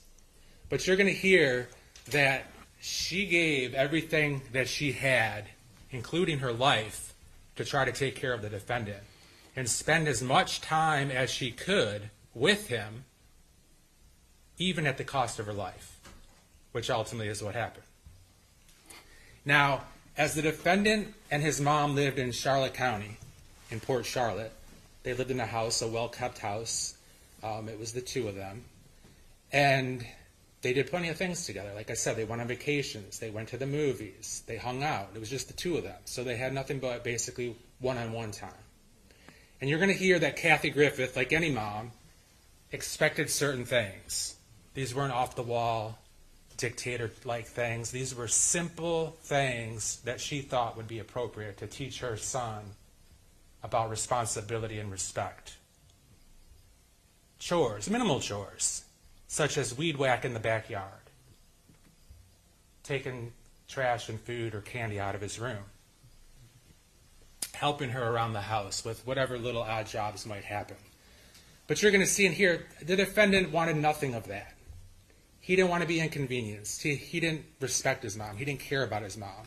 And wherever this deep-seated anger and hatred came from, it was real within him. And he told people about it. So as the days turn into weeks and weeks turn into months, his anger, as you'll see, was building and building. Judge, I'm going to object to this being argumentative. As the time went on, you'll see that the mom had to deal with a lot of issues, including being attacked by her own son. You'll hear a little bit about the defendant being arrested at a certain point for domestic violence battery. He was a juvenile, as he still is a juvenile. And you'll hear that he was put on some probation. But in essence, he was not happy with his mom. So he took her down to the ground and stomped on her hand. But they continued to live together. The mom, you'll hear, was afraid of the defendant and what ultimately might happen to her. And she was afraid he would kill her. But she loved him. And you're going to hear that. Yeah, he's not good quality, this prosecutor. You know, limbo is his skill. She wanted to be with him. And she was cognizant of the fact that when he turned 18, he was probably going to leave the house. And that would, for all intents and purposes, end that one-on-one time. And he would continue on with his life however he saw fit. So it wasn't like every day was chaos or bedlam in the house. But the defendant had issues. The mom had some issues. But they were working through them. Now, sometimes they would go to the movies together. Sometimes there would be good days. And you're going to actually get to see kind of like an inside peek. Don't worry about it, Carrie. It's my tardiness. It's my tardiness. I wanted to be on at 7 Eastern, and it's like, what is it, almost midnight now. Too late, Metrix. Of some time on September 7th and September 8th, the day that the defendant killed his mom. You're going to see that in the form of Ring camera footage that Kathy had set up inside because she was so afraid of what her son might do to her. And you're going to see that there was cameras set up in different parts. Yeah, I listened to him at 1.25 speed as well, and I still fell asleep. I was still like, hurry up, man. Fucking. That basically captured the same or similar things, but you're going to get to see some footage from a kitchen camera that captures the kitchen as well as into a kitchen camera. What is that? A kitchen camera. Living room. So you're not going to have to sit through 48 hours or 72 hours of just nothing happening. But you're going to see some... I get it that he's referring to a camera in the kitchen, but the way he said it, it's like that, you know, that's a real thing. He should have just said, you'll be able to see it from a camera that was in the kitchen. A kitchen camera? What is that? Clips. So you can kind of tell what the vibe was on those last 2 days of Kathy's life. You're also going to get to be able to see the timeline as it continues. We talked a little bit about jury selection, about a timeline, because nothing happens in a vacuum. So as the defendant's living with his mom, he starts making these statements that he wants to kill his mom. And that if he has to go back to his mom, he's going to kill her or do her harm or do himself harm. And he tries to make accusations against his mom that you'll see she was never arrested for anything as it pertains to the defendant. But nonetheless, he starts telling detectives, he starts telling deputies. And so the Charlotte County Sheriff's Office has different units, as does a lot of law enforcement agencies. And you'll hear that they took a proactive approach because they didn't want to see anything bad happen to the defendant, and they didn't want to see anything bad happen to the mom. So you'll hear that there were multiple deputies and detectives that would check in on the family, would check in on mom, would check in on the defendant. And their goal was to try to... I find the layout of this courtroom horrible as well. I mean, anytime you speak to the judge, you've got to look to your, turn your neck or whatever. It's just strange. Ensure that both parties got along and that, of course, they lived long, happy lives together. It didn't work out that way, not from a lack of their trying. So as the year continues, The defendant, as I mentioned, got arrested for the domestic violence battery. He got Baker acted a time or two. And when he would be about to be released, he would make statements. Basically, he would say he didn't want to go with his mom. If he went with his mom, he was afraid of what might happen, of his anger, that he would kill his mom. He also made statements that he was afraid that she would do something to him. But the reoccurring theme that you will hear from the witnesses from the Charlotte County Sheriff's Office is that the defendant verbalized what he ultimately did, which is that he would kill his mom. You'll hear from one or more deputies that even asked him, well, how are you going to do that? And he specifically mentioned, sometimes he would mention different things, like shoot or stab, but a reoccurring theme was he would mention that he would stab his mom. So the intervention continued with the Charlotte County Sheriff's Office. They would talk to both Kathy on the phone, the defendant on the phone. They were accessible. They would call and check in. They would stop by the house and talk. And the defendant and his mom independently, they had the ability to call the deputies and the detectives as well.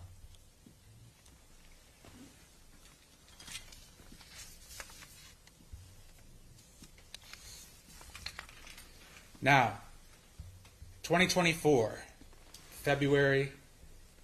around February 19th or so, around that time, or perhaps a little bit earlier, the defendant sent a text message. He had many communications with an attorney that was I'm going to object based on we don't think this is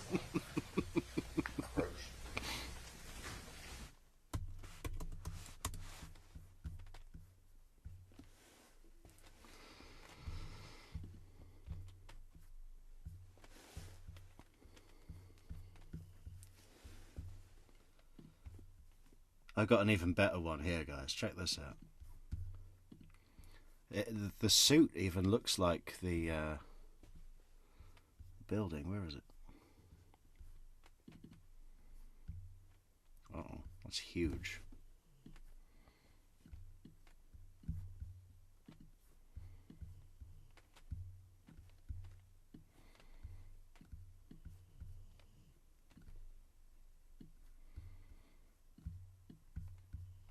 This prosecutor is doing a perfect impression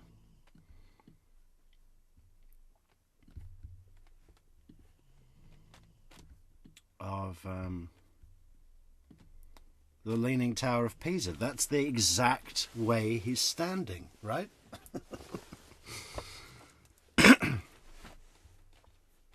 That's at the exact angle. He's a big fan of Renaissance Italian architecture.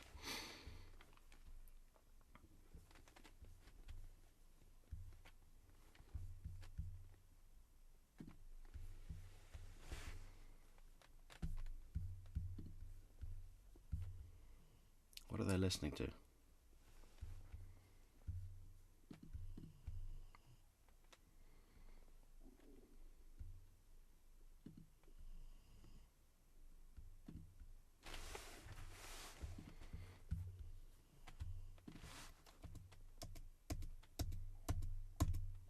Skipping, guys. Moving on to some of the statements that the defendant made that explicitly forecasted what he did on September 8th of 2024. I mentioned the name Robert Willantis. Robert Willantis, as you'll hear, was Kathy Griffith's father. He's the maternal grandfather of the defendant. You're going to hear that Robert Willantis, of course, had a relationship with his grandson, loved his grandson, cared about his grandson, and still does. And the defendant told him something that was super, super disturbing, to say the least. You will hear from Robert Willantis that the defendant said to him that he wanted to kill his mom and how he was going to do it. And the defendant said, more than anything else, I want to slit her throat and feel her bleed out and feel the life leave her body That's how much I hate her. More than anything else, I want to slit her throat and watch her bleed out and feel the life leave her body. But just lock him up then. I mean, take him to a doctor or something, you know. If you're going to say, like, if you just say, oh, I want to kill my mom, all right, that's just bullshit, angry conjecture, right? But if you say, more than anything else, I want to slit her throat and watch her bleed out and feel the life leave her body, that's next level. That's doctor time, baby. We're going to hear that Mr. Willantis, needless to say, was absolutely shocked. And he told his grandson, that's sick, that's twisted, you can't do that. You know, you and your mom have issues, and you're going to need to work through those issues. September 7th of last year.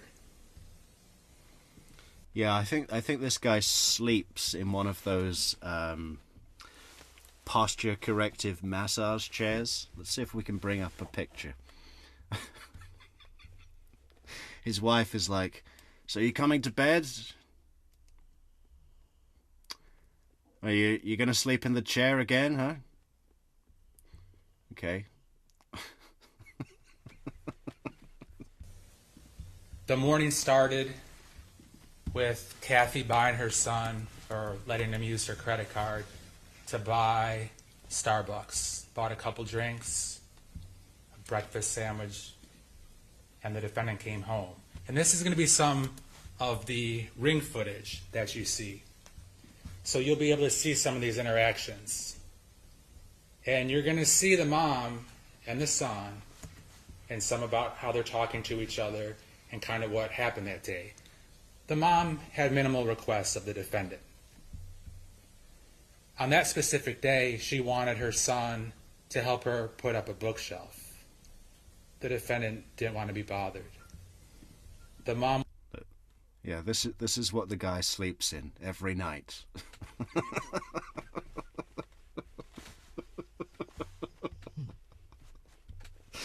Oh, God.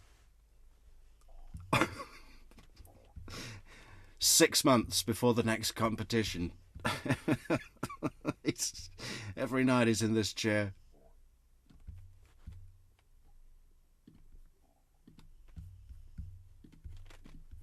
Wanted her son to weed whack the backyard. The defendant didn't want to be bothered.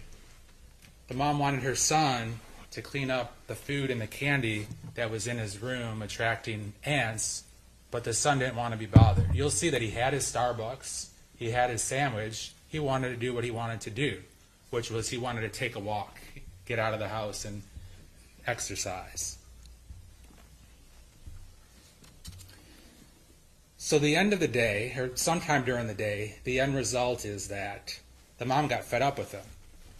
Kathy was sick and tired of being disrespected, sick and tired of doing everything for her son, and basically told him, get out until you can show me some respect. Well, the defendant had no problem with that, because he just wanted to do what he wanted to do when he wanted to do it, so he went to... So I've heard some people say around the internet, yeah, but you know, the mother had issues too. Well, it sounds like she wanted him to clean up candy wrappers out of his room because it was attracting ants and cockroaches, and put up a bookshelf, right? He's tall, he's young, you know. It's good to, you know, not just to help around the house, but it gives young kids a sense of achievement, don't you think? You know, set up a bookshelf, weed whack the backyard, you know. Try to learn the value of doing a job well, having pride, you know. It seems pretty run-of-the-mill, normal mother shit to me. His grandma's house. So that's how the defendant and his mom in Charlotte County, how their lives come to Polk County because the defendant's grandmother, who is Kathy's mom, her name is Susan Detman. Her and Robert Wolantis used to be married back in the day. She had multiple houses, one in the Keys, one in Auburndale, and perhaps one somewhere else too. So the defendant got in his car. It was a nice Volkswagen black four-door. You'll hear and see that the mom had a I bet it was a Jetta. White four-door Volkswagen. And the defendant the defendant drove. Just out of curiosity, does anyone in chat drive a white car? I know that Victoria Girl has a white Jeep, but she's selling that, and now she's done the right thing and got a black vehicle. Does anyone in chat have a white car? Drove to his grandma's house in Auburndale. And you'll see and hear at his grandma's house, he didn't have to put up with his mom asking him to do things, or to be respectful, or to do chores. You also hear that during the relationship between Kathy and her son.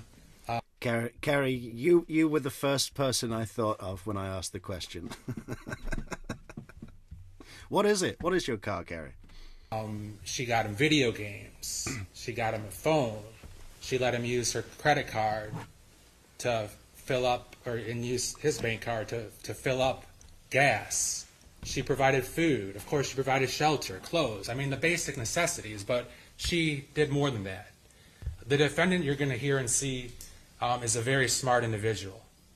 He was in high school and was, I believe, taking college courses and had an interest in the law. And you're going to see that he was definite interest in the law, how to get around it, how to be above it, how to make the cops do his bidding.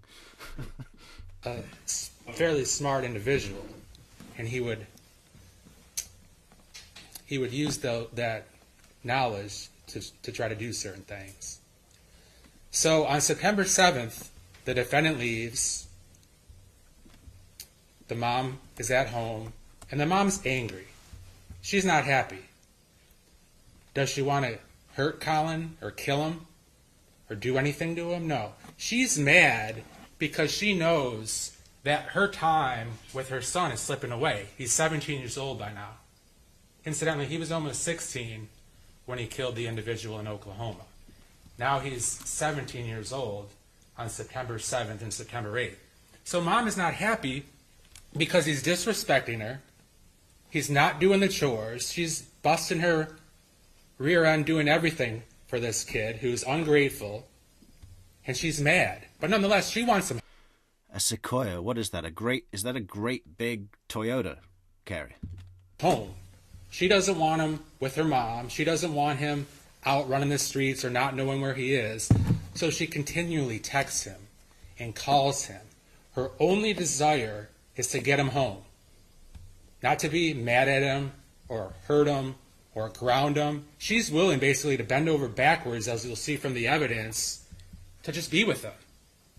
That's what she wants, is just time with him. You're going to get to see through text messages between her and him, her state of mind, and what was... Yeah, the judge has never seen anything like this. I mean, it's like, I think this attorney could, like, open oysters with his shoulder blades for a party trick, you know? Without even looking, just pop! What's going on?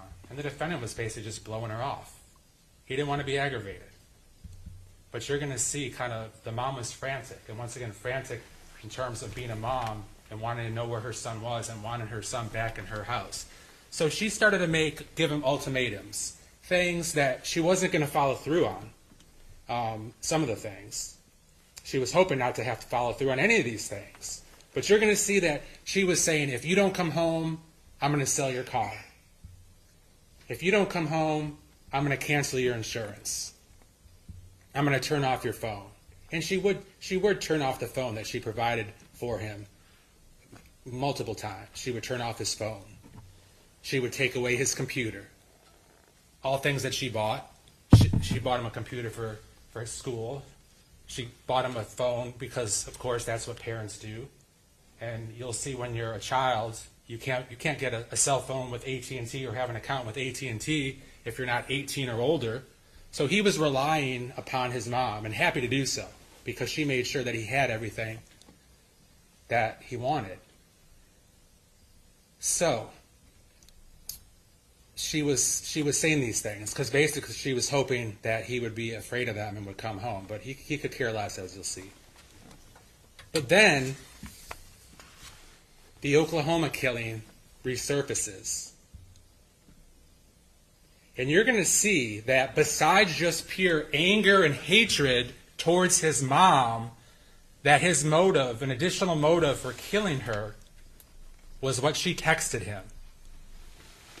Because he was concerned that that Oklahoma killing was going to come back around. Of course, it was still under investigation and still is, but that was going to be reopened. And you're going to see firsthand why the defendant didn't want that to happen. And why that just infuriated him even more towards a mom that he hated and couldn't stand for no good reason. Or water skiing. That's the other thing. Look, this is the water ski posture, right? To happen. And why that just infuriated him even more towards a mom that he hated and couldn't stand for no good reason. You're going to see firsthand that Kathy texted her son between 12 and 12:29, and he received it. And she texted him, Colin, the recordings of you. Patricia Bones, I really like it. He might be an actual transformer. Admitting to killing, and then she stated who it was, and planning the murder. There are 4 different instances from my Ring camera, are all going to Bob, Susie, Amanda, and Chris at 3 p.m. today. And mind you, this is the day that he murders her, shortly thereafter. She continues on. Plus, the recovered audio from Chuck's iCloud. Chuck is the defendant's father, Kathy's ex-husband. So Kathy continues on. Plus, the recovered audio from Chuck's iCloud, where you told your dad you hated me and I was an evil bitch, are being sent too. My dad is sending me his recordings of you telling him how you planned my murder back in February. Audio, video, emails, texts, and phone records are all being sent. For the record, no, you cannot have a single one. Your attorney can request them. She continues on. All because you didn't want to help me mount a bookshelf. That took under 30 minutes. Weed eat the backyard and clean your room because bugs were in the candy you had all over. Remember, you chose this. You have 10 minutes to call me and fix this, Colin. When the defendant read that text, his anger level just rose even more. Later that same afternoon... Hey, we only need one more subscriber to get to 2,800, guys. Anyone in the chat not subscribed to True Crime Metrix? Are you crazy? We have a lot of fun here. Yeah, it's been a good month, subscriber-wise. I think we've had, like, a whole bunch, probably because of Adelson Week. You know, do a bit of Adelsons and they all come running, don't they? We'll be back. But we had popular demand for the Collin Griffith trial, and I can see why. We're going to spend a little bit of time on this. And it's current, so maybe if we do a stream tomorrow at a more appropriate hour, and do a better fucking thumbnail. I made that thumbnail in like 1 minute. Just had to get up and do a stream. It's such a hurdle to stream. It's like, oh man, I gotta sit down and make a thumbnail. I like doing it, but, you know. Anyway, whatever. Noon, Kathy pressed it even more. And she sent a text to her mom, Susan Detman. And mind you, the location where the defendant had run to was Susan's house, his grandma's house. She was down in the Keys at one of her houses, so Colin had free range of the place. Hey, no rules, nothing to do. He could do whatever he wants to do. Nobody's even there to supervise him. And that's why he would like to go places where there were no supervision. I mean, specifically his grandma's. So Susan was in contact with the defendant because she was driving up from the Keys, and the defendant was staying at the house there. So Kathy texted Susan a similar text message. And she texted her mom, Colin's grandmother, "Tell Colin the recordings of him admitting to killing," and then she stated who the person was, "and planning the murder. There are 4 different instances from my Ring camera, are all going to Bob, Susie, Amanda, and Chris at 3 p.m. today. Plus, the recovered audio from Chuck's iCloud, where Colin told his dad he hated me and I was an evil bitch, are being sent too. Dad is sending me his recordings of Colin telling him how he planned my murder back in February. Audio, video, emails, texts, and phone records are all being sent. For the record, no, you cannot have a single one. Your attorney can request them, so can Colin's." Okay, let's just pause on this. I just got a comment here I want to share with you guys. It says, this was on a video from a while ago. Somebody says, "You got Charlie's motive wrong. With the Adelsons, it's always money. Dan Markel was costing them a lot of money, not only footing all Wendy's and the kids' bills, her $800 an hour lawyer, but it was also costing them income too. Always follow the money. But thanks for the laughs. You were great." Well, I appreciate the bit at the end, but I disagree that it's purely about money.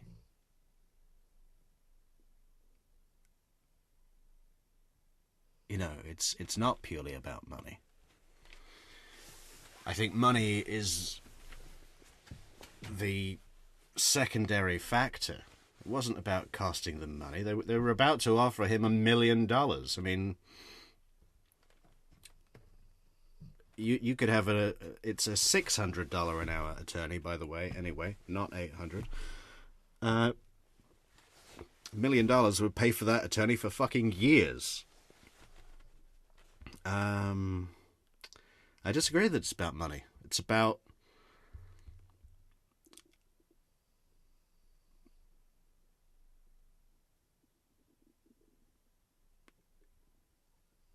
it's the primary reason was that Dan Markel was standing up to them and not rolling over and letting them have their own way. That's the motive.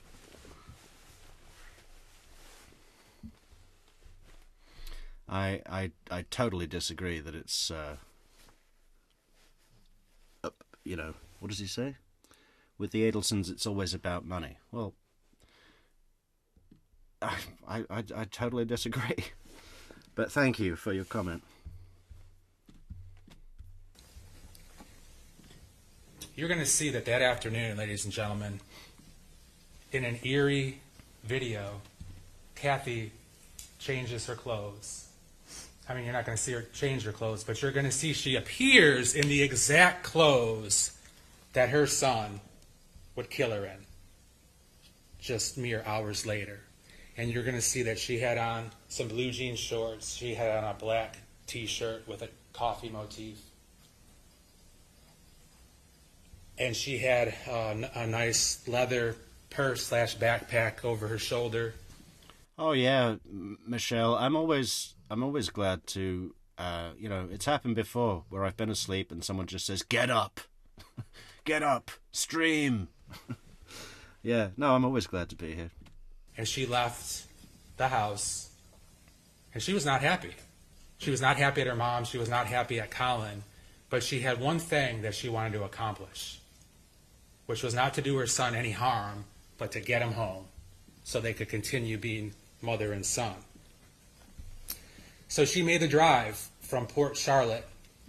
Thank you so much, Riding Shotgun, for gifting a membership to Lucky YouTube replier. Welcome, YouTube replier. To Polk County. And you're going to hear that at a certain point, she arrived. Sometime in the ballpark of 5 o'clock, shortly before the defendant would murder her. Now, there were two ladies across the street in separate houses. But you have the grandmother's house on one side of the street, and then basically the two neighbors that lived across the street from the grandma. Two nice ladies you'll hear from.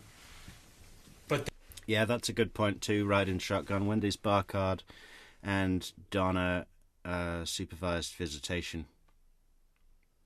But that goes hand in hand with, what did I say? Dan Markel was standing up to them, not letting them have everything their own way, and was going to ruffle some feathers for the Adelsons. Can you imagine how Donna's status among her peers? Hey, thanks so much. Oh, did we get the extra sub? Thanks so much for the coffees, Ryden. Oh, did we get the extra sub? Oh, close.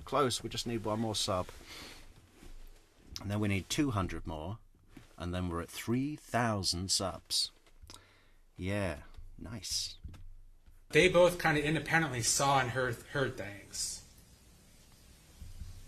And you're going to hear that at around 5 o'clock, and one of the witnesses, I believe it was Miss Sally Bell, she remembers the time frame because she was about to leave for church.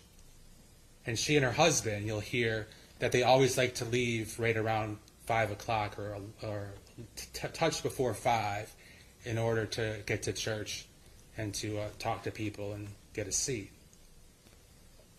So around 5 o'clock, these two ladies, Sally Bell and Nancy Jones, independently, they're just at their houses. They see.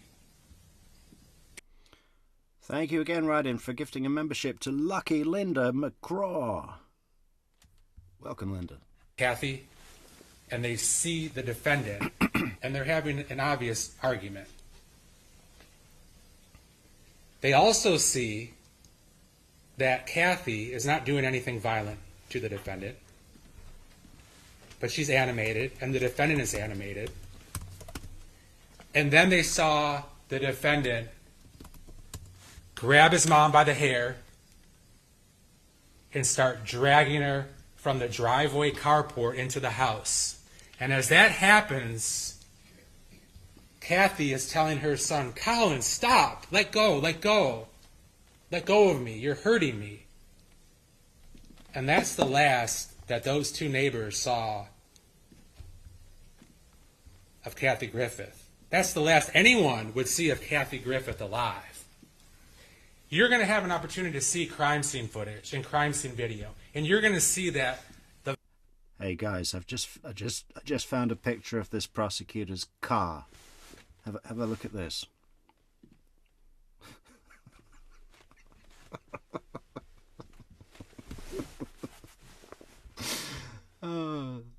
He's one of those guys. He has to open the back window to get the ticket from the gate when he leaves the courthouse.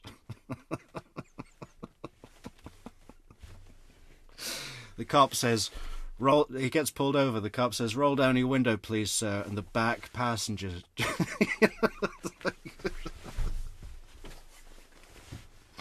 The violence continued and started on that day when the defendant grabbed his mom by the hair and dragged her into the house as she was saying, let me go, Colin, you're hurting me. You're going to hear and see that this mom was doing nothing violent or physical to her son, who she took care of and loved. But the defendant thought it was all right to grab his mom by the hair and yank her into the house. Well, what happened on the way to the house? Kathy, one of her AirPods falls out. It falls in the moat. No, prosecutor, you've got it all wrong. When he grabbed his mother by the hair and dragged her into the house, that was self-defense. You've got it all wrong, prosecutor.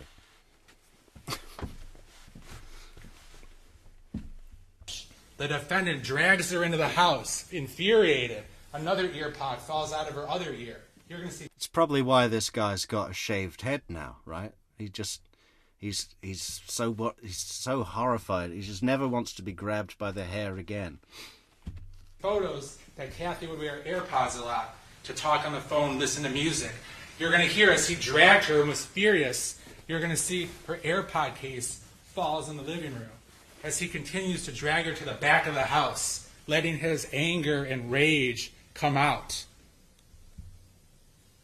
You're going to see the crime scene of that brutal, vicious, savage killing that I mentioned at the beginning of the opening statement. You're going to see pictures of Kathy who came out of her flip-flops as the defendant was attacking her. You're going to see photographs of a charger that is strewn about on the floor from when the defendant was attacking her. You're going to see that same brown leather backpack/purse that was over her shoulder when the defendant was attacking her came crashing to the ground. And you're going to see that it's got blood all over the place. Hey, we just got to 2,800 subs, guys. Well done. Well done, Metrix. Well done, team. Well done, commenters. Well done, coffee go-getters. Well done, super chatters and super sticker givers. Thank you, guys. 2,800. 2,800. It's a nice round number.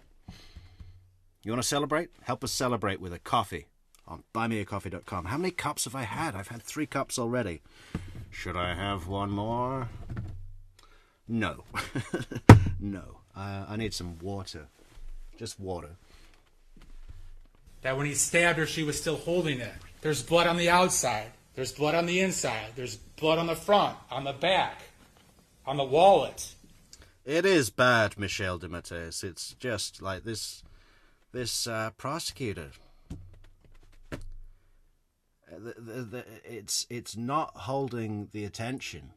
We're only here because we're cracking up at his limbo competition practice, which is just maybe the jury, because he's facing them straight on, right? Maybe they can't see how far he leans back. They just think he's got a really small head because of perspective, you know?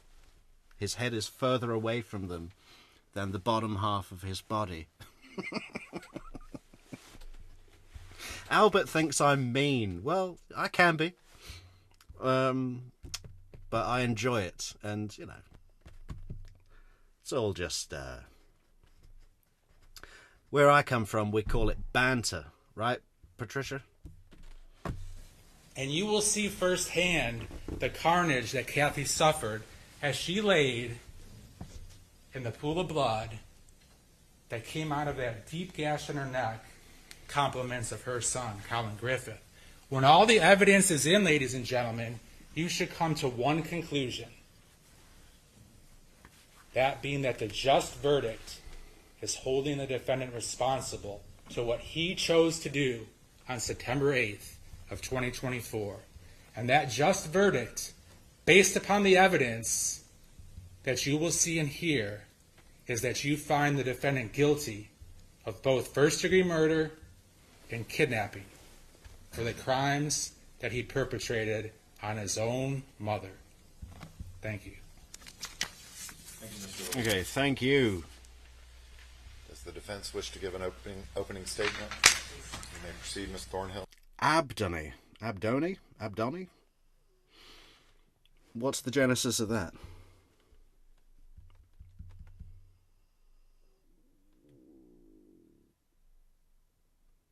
I wonder what it is. It's Scottish, I guess. Good morning. You're probably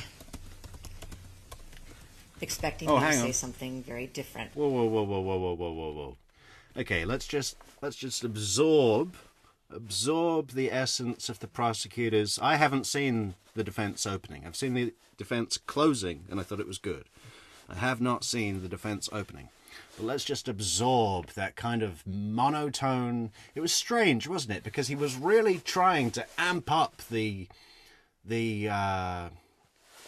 emotive, evocative language, cadence, tone. But he did it with everything. So the end result was this just very flat, monotoned delivery that was boring, didn't hold attention, even with all the gruesome details, didn't really have a clear, like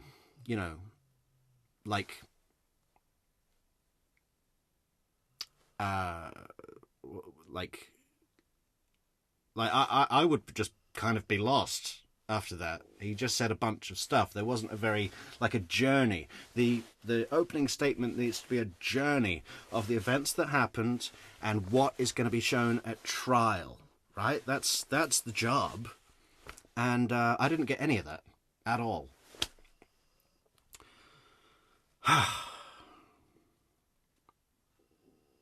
So now we're going to look at this one, the defense opening statement.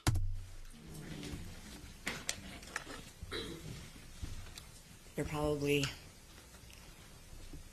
expecting me to say something very different from what Mr. Levine presented, and you'd be right. I'm going to start by introducing some of the people that are a part of this family and whom you will hear from. You've heard some of their names already, but I think it's helpful if you know the relationship. Already, I think she's coming across as, maybe a teacher at your kid's school who you trust, has the best interests of your child at heart, and is fair but firm. That you're really happy that your kid has this influence around them at the school.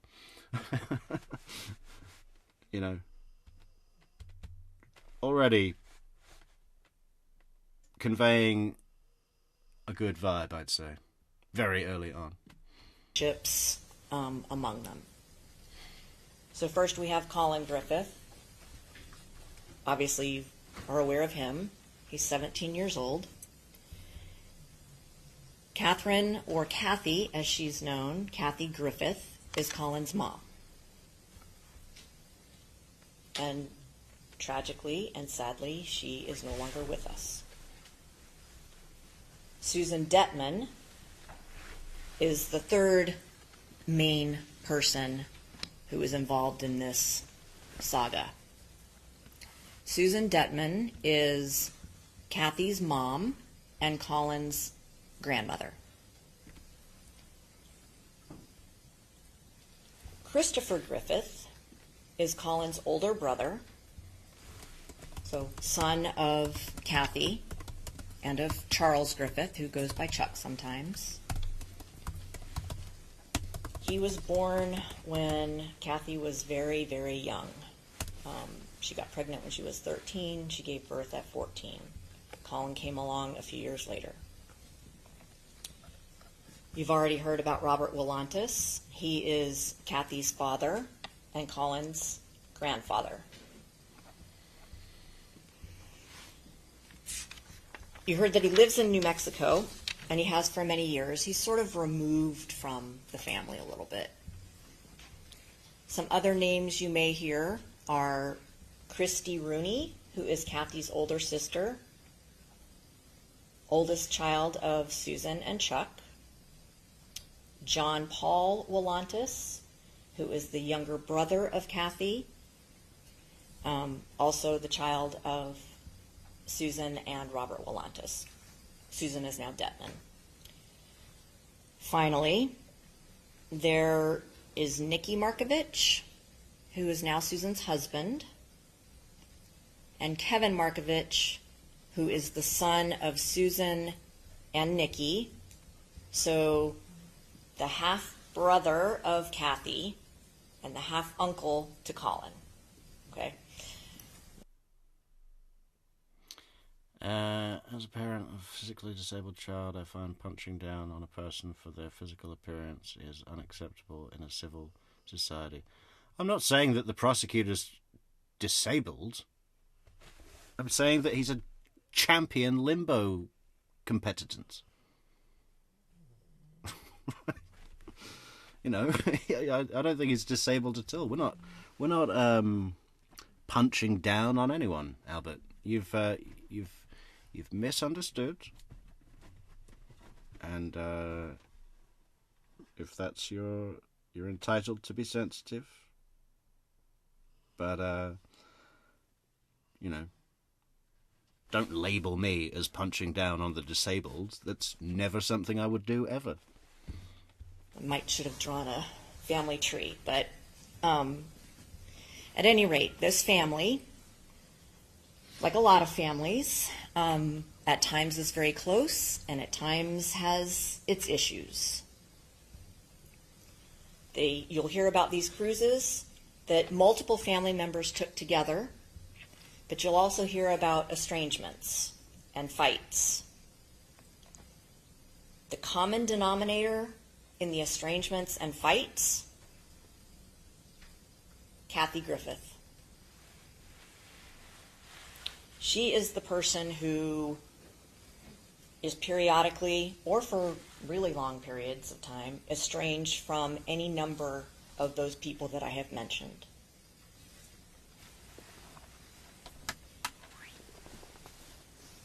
You heard that she lived separate from Colin for many years.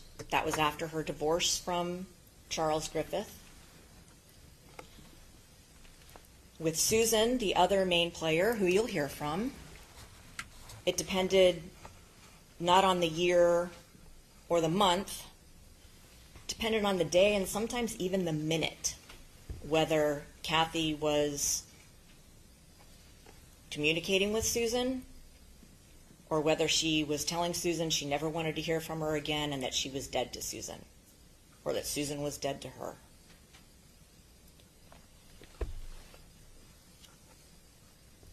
Susan was a regular part of Kathy's life because she lived in Florida and close in Florida. Susan periodically stayed in Charlotte County. You heard about some of her other homes. She travels quite a bit, some for work, but for a variety of reasons. But she is the constant in Kathy's life. Always there when Kathy needs something, especially money. Some of the things you heard about that Kathy provided for Colin, according to Mr. Levine, were actually provided by Susan. Susan paid for every single trip they took, and that Kathy chose to take. Susan would pay Kathy's phone bill sometimes. At any rate, Susan was the constant. She will tell... Hey, female perspective. Are those shoes good with that suit? What do we think? Tell you about Kathy's personality. She'll tell you about her mental health problems. She'll tell you about Kathy's drinking and misuse of pills. She will tell you about Kathy's threats to commit suicide over the years, but not just threats. She will also tell you about the several attempts Kathy made on her own life.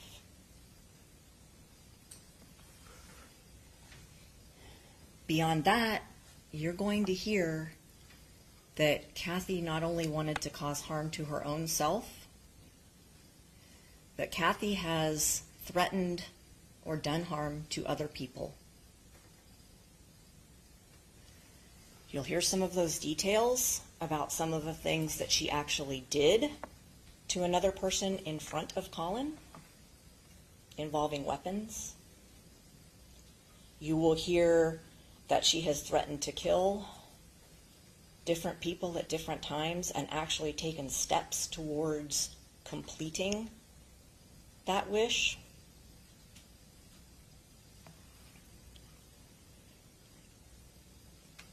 You also hear that Kathy is not exactly reliable in what she says.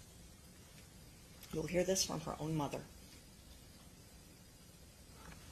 that she makes things up, that she is unpredictable, she is erratic, and goes into rages. I'm not surprised with a fuckhead son like this. Oh, great. My son shot his dad twice, once in the chest and one in the head, and now he's come to live with me and won't clean his room or set up these fucking shelves. Yeah, I'd be pissed as well.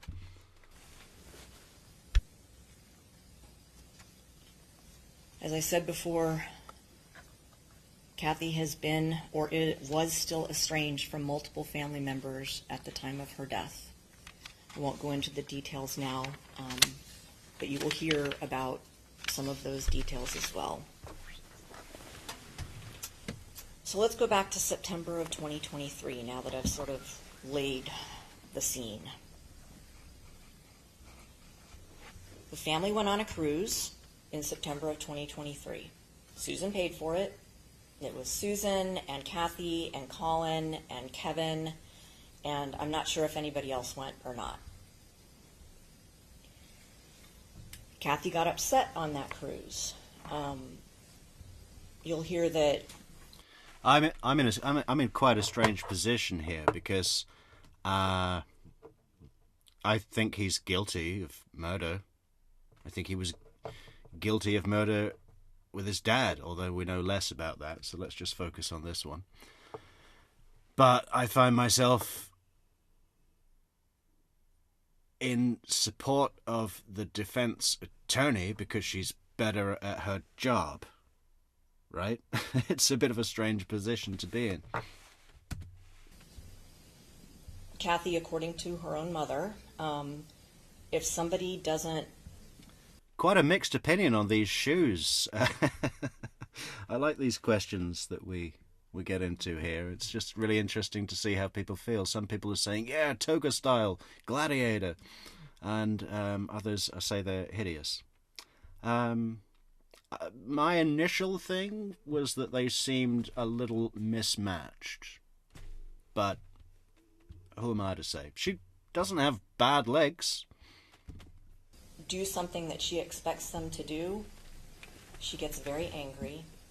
And in this particular situation, Kevin and his girlfriend was also on the cruise. Were supposed to meet her at 8 o'clock to go to some activity on the cruise.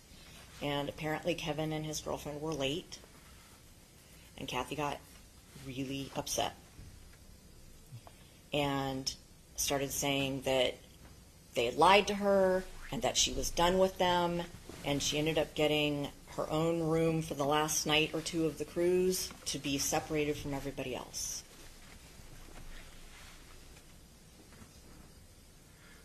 You'll hear that as Kathy and Colin were driving home from the cruise, and Kathy's already mad, at least according to Susan, that Kathy was also upset with Colin. Oh my God, Carrie Brooke, there's going to be crime scene photos? Okay. God. I'm sure they'll be horrific. You'll hear a variety of things about why she was upset with Colin. You'll hear that she claimed that he was failing a class, and that's why she was mad at him. He wasn't ever failing a class. Every single screenshot on the phone records that show his grades show A's and a B or two. Colin graduated early from high school with college credit. He was not failing. You may hear that Kathy was upset with Colin because he had an appointment set up with, he was dual enrolled too. So he had, high school teachers, but also college professors. She got upset that he said, "Oh, I have an appointment with one of my teachers or professors," and she was mad that she hadn't been told that in advance. There was a disagreement. So, pretty much agree with you there, Michelle, that they are completely mismatched. The shoes aren't hideous. I did like the shoes. If we're just looking at the shoes, they looked okay, but yeah, they looked a bit strange with that suit. I'd say let's try and find a shoe that would look good. I'm gonna be back in a second. they're on the way home, or when they get home, you'll hear that Colin told this to police later, by the way, that my mom handed me an envelope and said, "Here are all the important papers you'll need if I'm gone." Then they are inside the house, and Kathy got her gun. The gun that she has owned and lied about whether she had it in her house or not at a variety of times, and pointed it at her son and said that she was going to either shoot him or herself or both. And then she handed the gun to Colin and said, "Just shoot me." She's ordering him around the house. At one point sends him outside and says, "When you hear the pop, you can come back in." Makes him sit down outside her bedroom, cross-legged. When he didn't want to sit cross-legged, she said, "You're going to sit cross-legged," with the gun pointed at him, while she sits on the bed. At some point, Kathy, I guess, decided not to go through with whatever her plan was. And in her erratic and unpredictable way, she put the gun away and drove. Okay, how about these?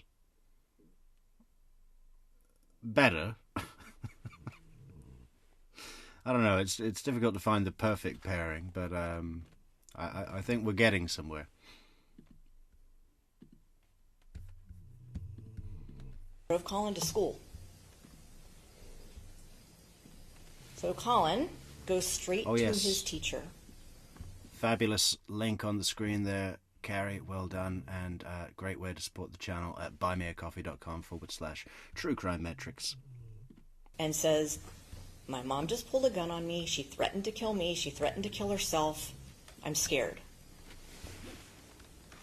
So the teacher immediately goes to the school resource officer, and they get the Charlotte County Sheriff's Office involved.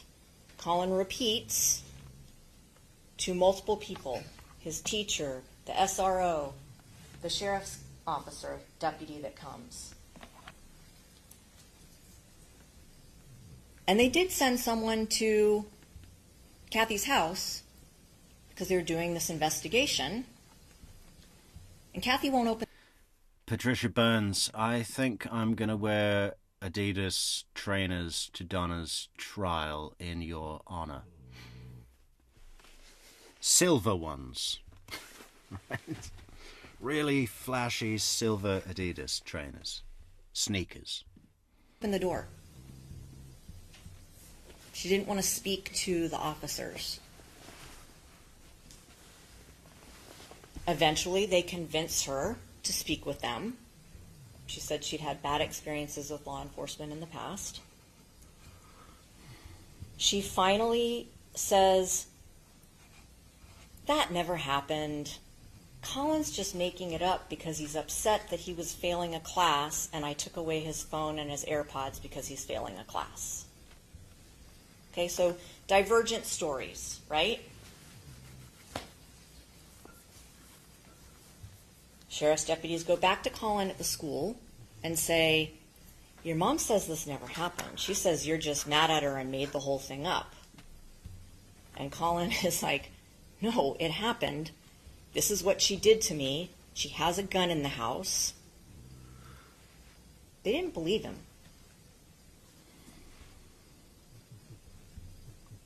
They believed Kathy.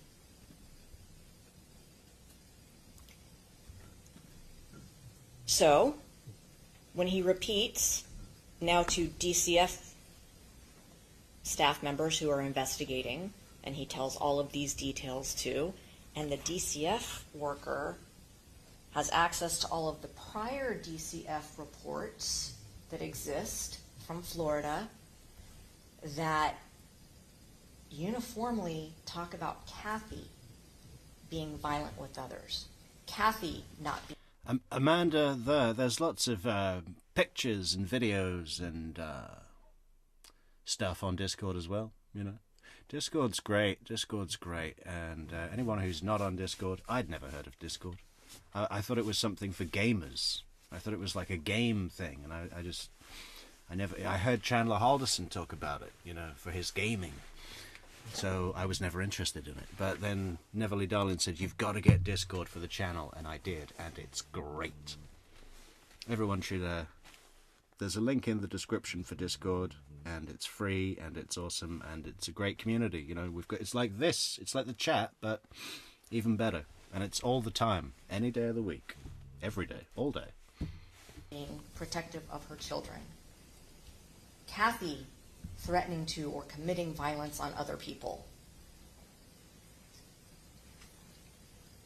Despite all that, they believed Kathy. Colin repeated again and again, I am scared to be with my mom. If she does something to me again, like pull a gun on me, if she attacks me, I will defend myself, and I may hurt her. So they put Colin... Because my wrestler training will kick in, and it was reactive, and, you know, that really is always... That's such a common excuse for... what do you call it?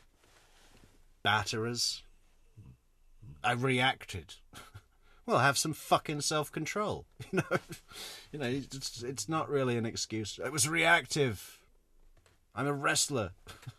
I grabbed her by the throat, pulled her hair, and dragged her into the house reactively. In a Baker Act facility for those statements.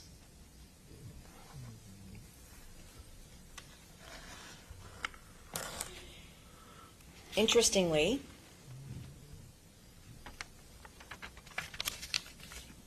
Kathy... Patricia Burns. Yeah, no, fantastic. You do have new Adidas sneakers that are silver. How did I get that? You know, send us a pic. Yeah, do. And are you on Discord, Patricia Burns? You should be.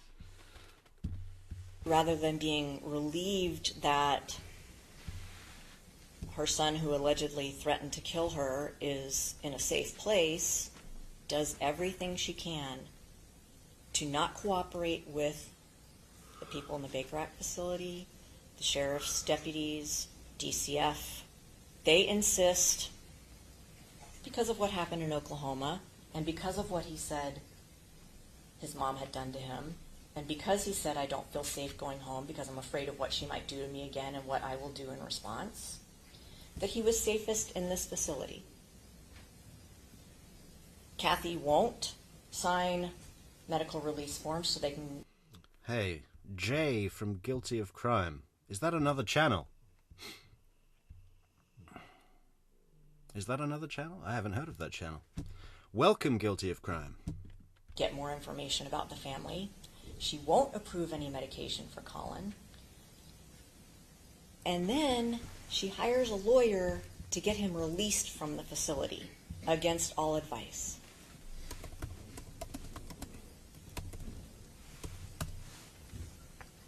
When they were getting ready to release him to Kathy, he says, do not send me home with my mom. I am scared. She threatened me. If she comes at me, I'm going to defend myself. So they put him back in the Baker Act facility. By the way, they find out she does have a gun. Like, she owns the gun. Colin tells DCF, I would rather go into foster care than go back with my mom. Hey, it is another channel. I just checked it out. Guilty of Crime. Welcome, Jay, from Guilty of Crime. 817 videos, guys. Wow, that's a lot. That's like 4 times what we have. Everyone go and check out Guilty of Crime. Because he didn't feel safe with her.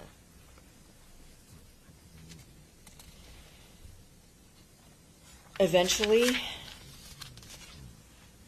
after you heard about the special unit. Oh, happy birthday, Amanda, though. It's your 53rd birthday.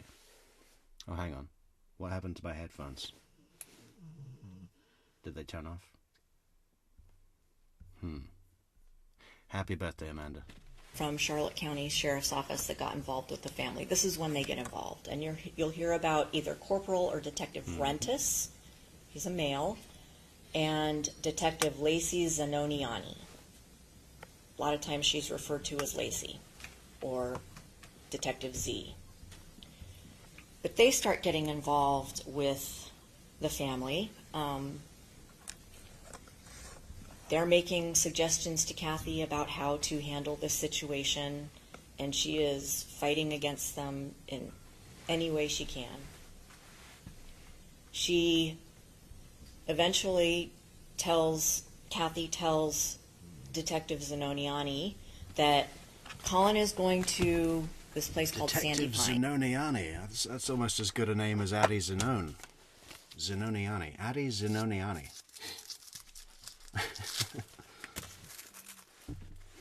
And he's going to be there from between 60 and 90 days. They're going to work on a treatment plan for the trauma he has suffered, for the statements he's made. But after 3 days, Kathy checks him out of Sandy Pines against medical advice.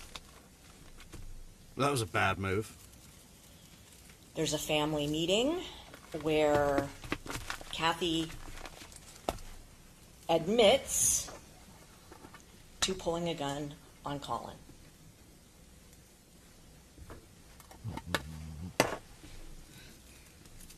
But everybody in the family says, nope, Colin's going home with Mom. Because Mom was insisting on it. It's her way or the highway.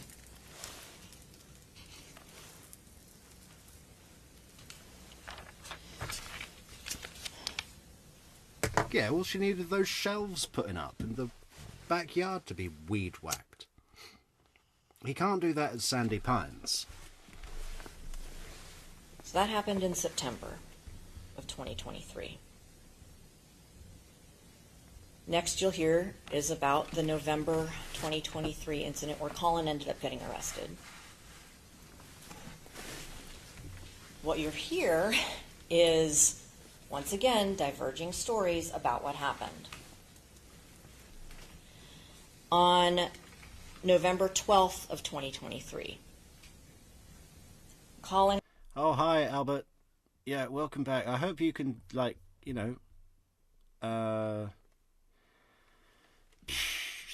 just... no offense. Called the sheriff's office. He may have even called Corporal Rentis.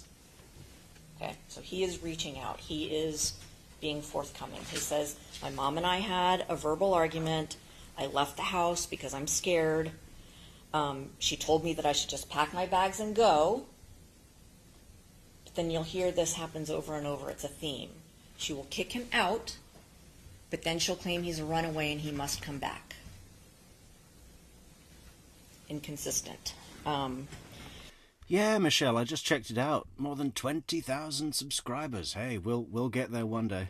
We'll get there one day. We're closing in on 3,000. Yeah, no, I'll have to check out the channel later. Welcome, Jay. Welcome, Jay. So he called Rentis and says, I don't feel safe at home because my mom still has her gun and because she's threatened me before and now we're fighting or arguing. That night, on November 12th, the deputies decide that it's best if Colin go with Susan, his grandmother. Be separate from his mom. which I think you'll hear from the sheriff's deputies is kind of what they think would be best for everyone, is to just not have Colin and his mom living together. But Kathy is insistent that he continue to live with her, despite her knowing what he has said. And remember, he has said, if she attacks me, I will defend myself. If she threatens me, I'm afraid of what might happen. So, Susan picks Colin up on November 12th. She brings... Yeah, I know. I agree with you, Addie. She's not like some super attorney or anything, but just in contrast to Mr. Limbo, it's better. And I mean, she got him off, didn't she? Him to Auburndale, which is she teaches, and her in-person teaching job is here in Polk County. So that is her main residence, is Polk County. But that's a 55 and older community. You're not supposed to have kids there for very long. You've got Kathy yelling, demanding that Susan bring her son back. You can't steal him from me, even though this is a resolution to the argument that Colin and Kathy had, and that Colin is saying he doesn't feel safe with his mom. At any rate, next day, Susan, who is a trooper, brings Colin back to his mom. Best decision? Probably not, but I don't think you can... Patricia, you said you sent a picture of your sneakers by email. I didn't get it. truecrimemetrics@gmail.com?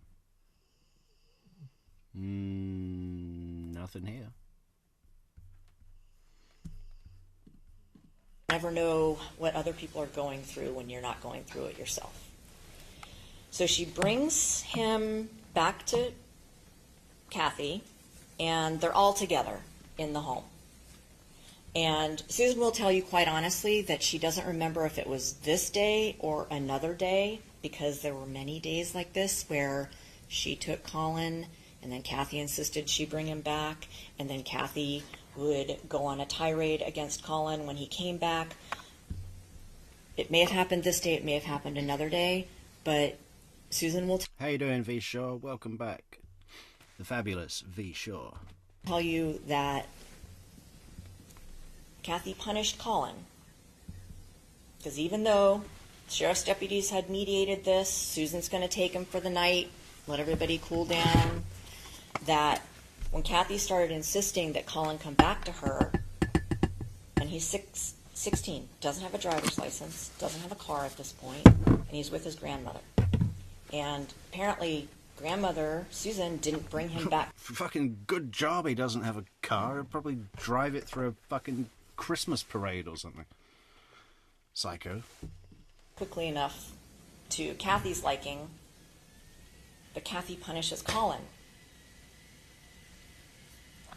Susan will tell you she saw Kathy make him do a whole bunch of push-ups and holding weights above his head, and then she whipped him with a belt in front of Susan.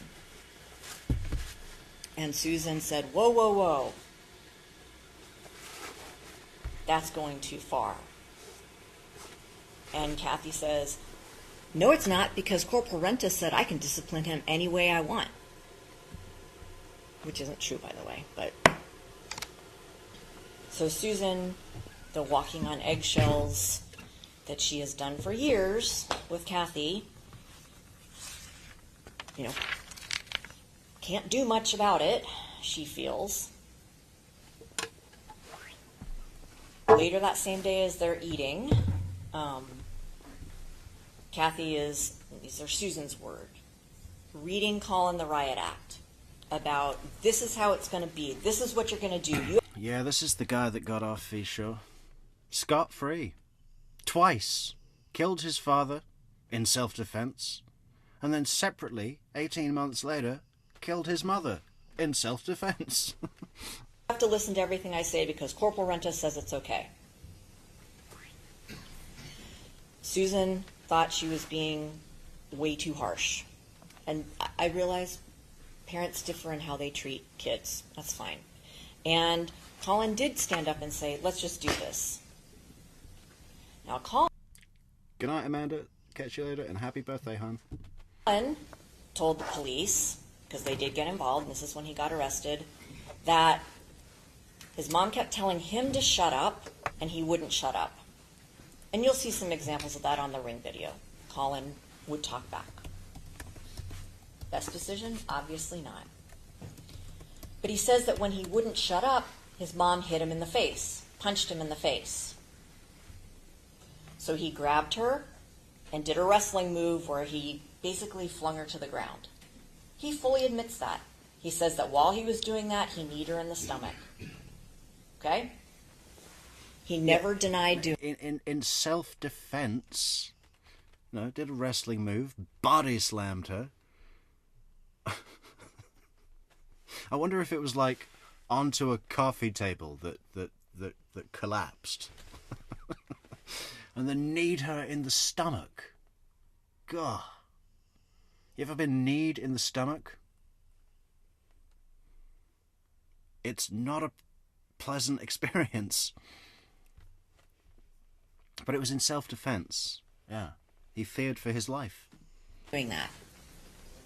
At any rate, Susan says when he stood up and said, let's do this, she went to get her phone to call Rentis to try and mediate. And next thing she knew, they were both... V. Shaw, just for context, on February 14th, 2023, he said his father attacked him or had a knife and was going to attack him, and there were guns all over the house, so he grabbed a gun and shot him in the chest in self-defense, and then shot him in the head also in self-defense. I mean, surely shooting someone in the chest would give you enough time to get away if your motive was to prevent injury or death to yourself. You run away. So there was that, and he was found. I mean, that didn't even go to trial. I don't think he was just not charged. And then in September 2024, I forget the date, he stabbed his mother with a 8-inch blade. The actual knife was like 12 inches, a big fucking kitchen knife. Stabbed his mother in the neck, in the side of the neck, with such force that the blade went through her neck, came out the other side. When the paramedics and the police first responders arrived, they could see through her neck, right? But yeah, so this is his trial, and he says that she attacked him. I mean, initially he says she fell on the knife. Yeah. So that's what we're watching. And yes, he got off. Has he been released already? I guess he has, right? I mean, it was 2 days ago that this verdict came back. So he's just out, loose. And, the question is, how long is it going to be before he needs to kill someone else in self-defense? I mean, there's a pattern. There's a definite pattern emerging here. Both on the ground. She didn't see Kathy punch him, but she also said it's entirely possible it happened, based on her knowledge of her daughter and how she behaves. So, after she's on the ground, they're both on the ground, Colin gets up and leaves the house. Hey, I just got the sneakers, Patricia Burns. Nice. Yeah, shiny. And what's that they're on? Some hoodie. That's a good texture. Good texture.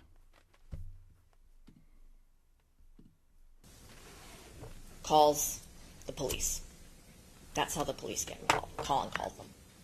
And you'll see some of the body-worn camera footage from that night, with Colin talking to the officers, being very forthcoming. The officers spend a lot of time talking to all three people. Colin ends up getting arrested for domestic violence battery. Kathy denies she ever put her hands on him. He is put in jail that night. And the next morning, when he's getting ready to be released from the juvenile detention center, they say, okay, get in the car with your mom. because Mom's there to pick him up. And Colin says, don't make me get in the car with her. If she attacks me, I'm afraid of what will happen. If she comes at me again, I'm going to defend myself. The law enforcement officer at the juvenile jail basically says, I don't like your attitude, get in the car with your mom. So Colin gets in the car with his mom, goes home, and she immediately starts making him do standing marches with weights above his head. And you'll see that on body-worn camera footage, because while the personnel at the jail forced Colin to get in the car with his mom, even though he said he didn't feel safe with her, they did call the sheriff's office and say, by the way, I had a kid that said he might kill his mom, which is not what happened. Well, I wasn't concerned enough about it to not let him get in the car with his mom, but I'm calling you. Can you guys go check? So all these sheriff's deputies troop up to the house. Kathy opens the door, come in, and you see Colin doing this with weights above his head, and the officers separate them and speak with each one. Kathy's saying, he beat the shit out of me last night. This is his form of discipline. He's been doing it since he got home from the jail. Colin is outside talking to the detectives, once again, being very forthcoming.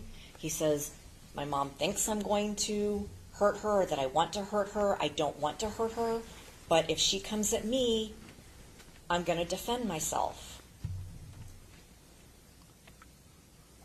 Guess what happened that day? Colin gets Baker acted again.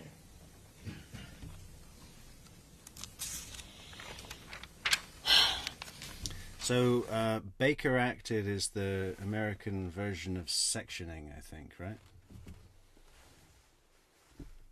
Like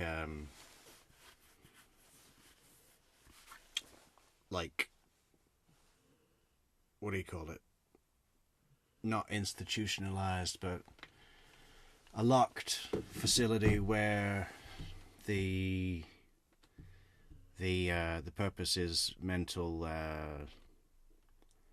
care or assessment. So Colin's back in a psychiatric facility for the statements that he made about, I don't feel safe with my mom. If she comes at me, I'm afraid I'll do her harm. Meanwhile, Kathy is calling Corporal Rentis and Detective Zanoniani, all upset that Colin got taken away from her.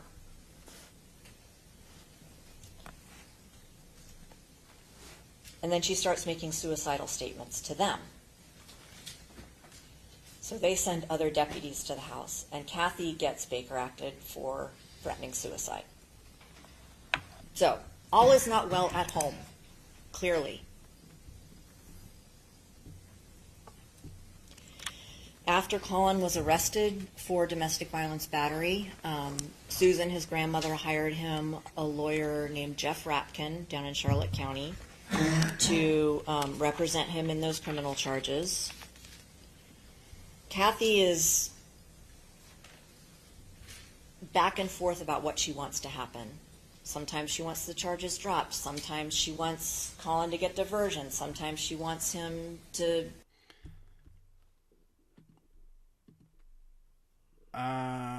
Laura asks, okay, so can he be charged with his father's death?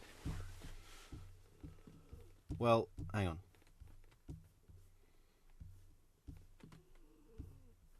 Where is that playing from?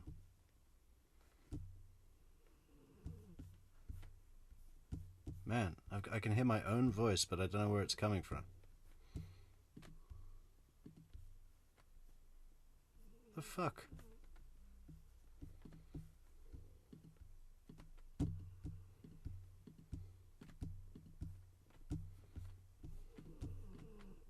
Get the books thrown at him. Jeff Rapkin realizes that this is not a good situation. So he crafted... No, what were we saying? Can he be charged with his father's death? Well, I suppose technically he could, because he's never been tried for it, so there wouldn't be any issue with double indemnity or something like that. But it's not an open case. It's a closed case. So unless they reopen the case, I don't think he will be charged with it.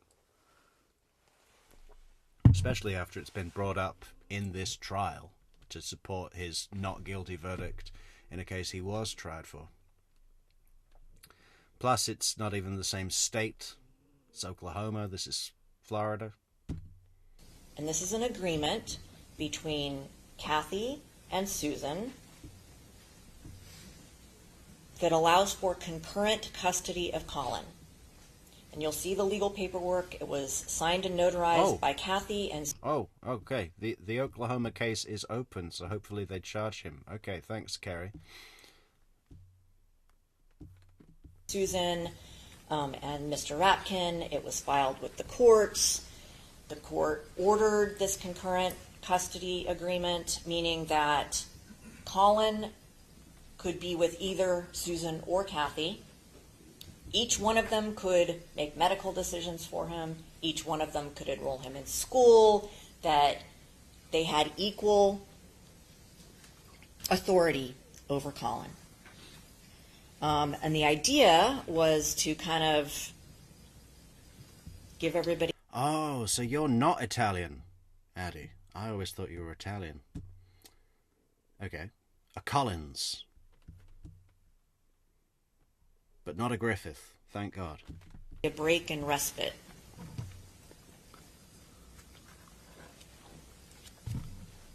Kathy sometimes misinterprets that concurrent custody agreement. You'll see in some of her text messages or hear her on Ring video leaving messages for other people or talking to them. The agreement says that you can only have him if I'm mentally incapable of taking care of him or if I'm physically incapacitated, which is not true. You'll see the paperwork. At any rate, she has this very ambivalent, is a very tame term, very ambivalent feelings about whether Colin should be with her or not with her. I don't actually have much information about it, Michelle. Michelle asks, Laura, I could be wrong, though. If it did not go to trial, I guess if they decide he should be charged, then they can take him to trial. I don't know enough about it. Maybe TCM knows the details. Well, listen, I mean, it's... I don't believe it went to trial. There's been no trial about his father's death. But it was 2 years ago. We're just shy of it being 2 years ago.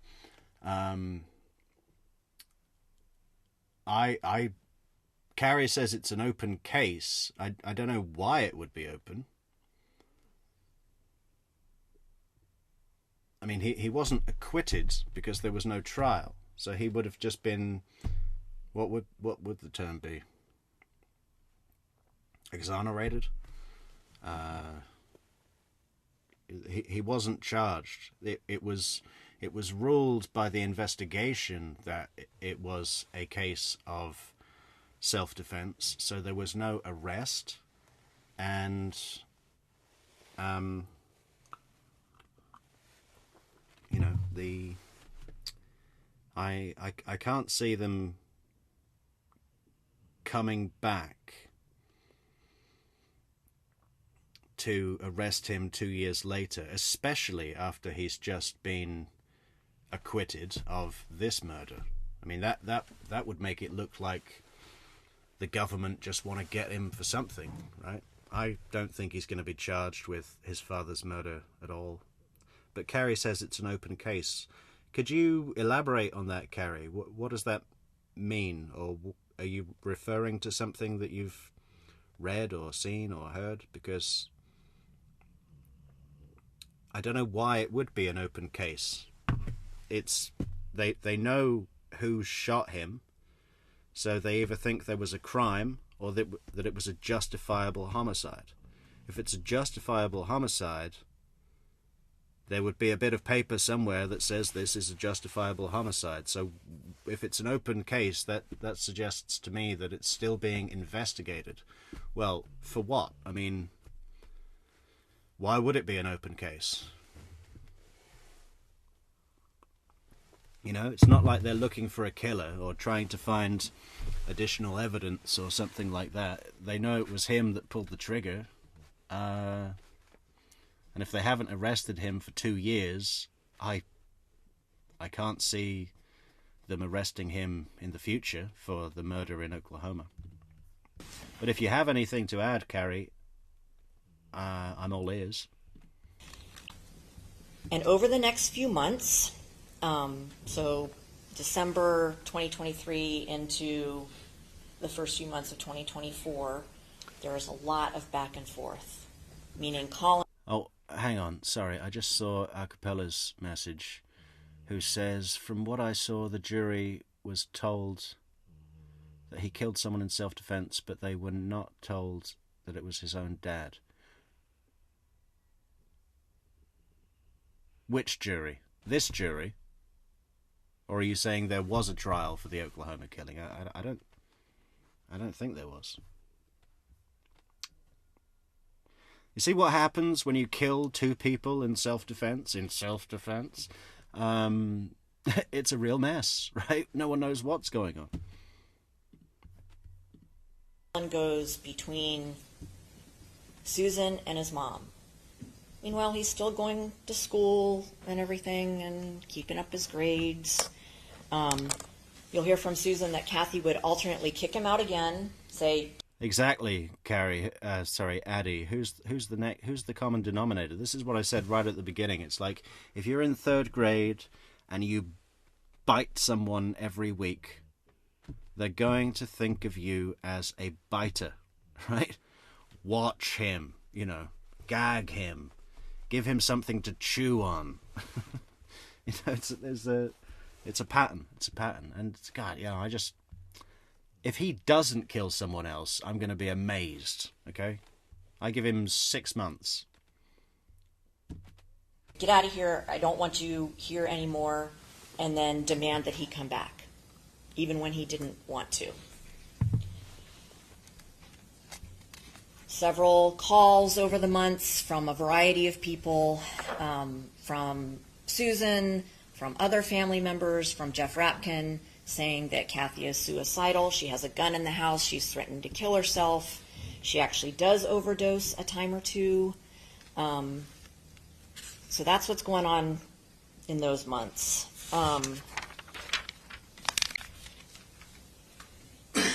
In February, and it's going to be unclear exactly how all this occurs, but DCF gets involved again. Carrie thinks they're coming for him. Well, they're taking their time about it, aren't they? I mean, what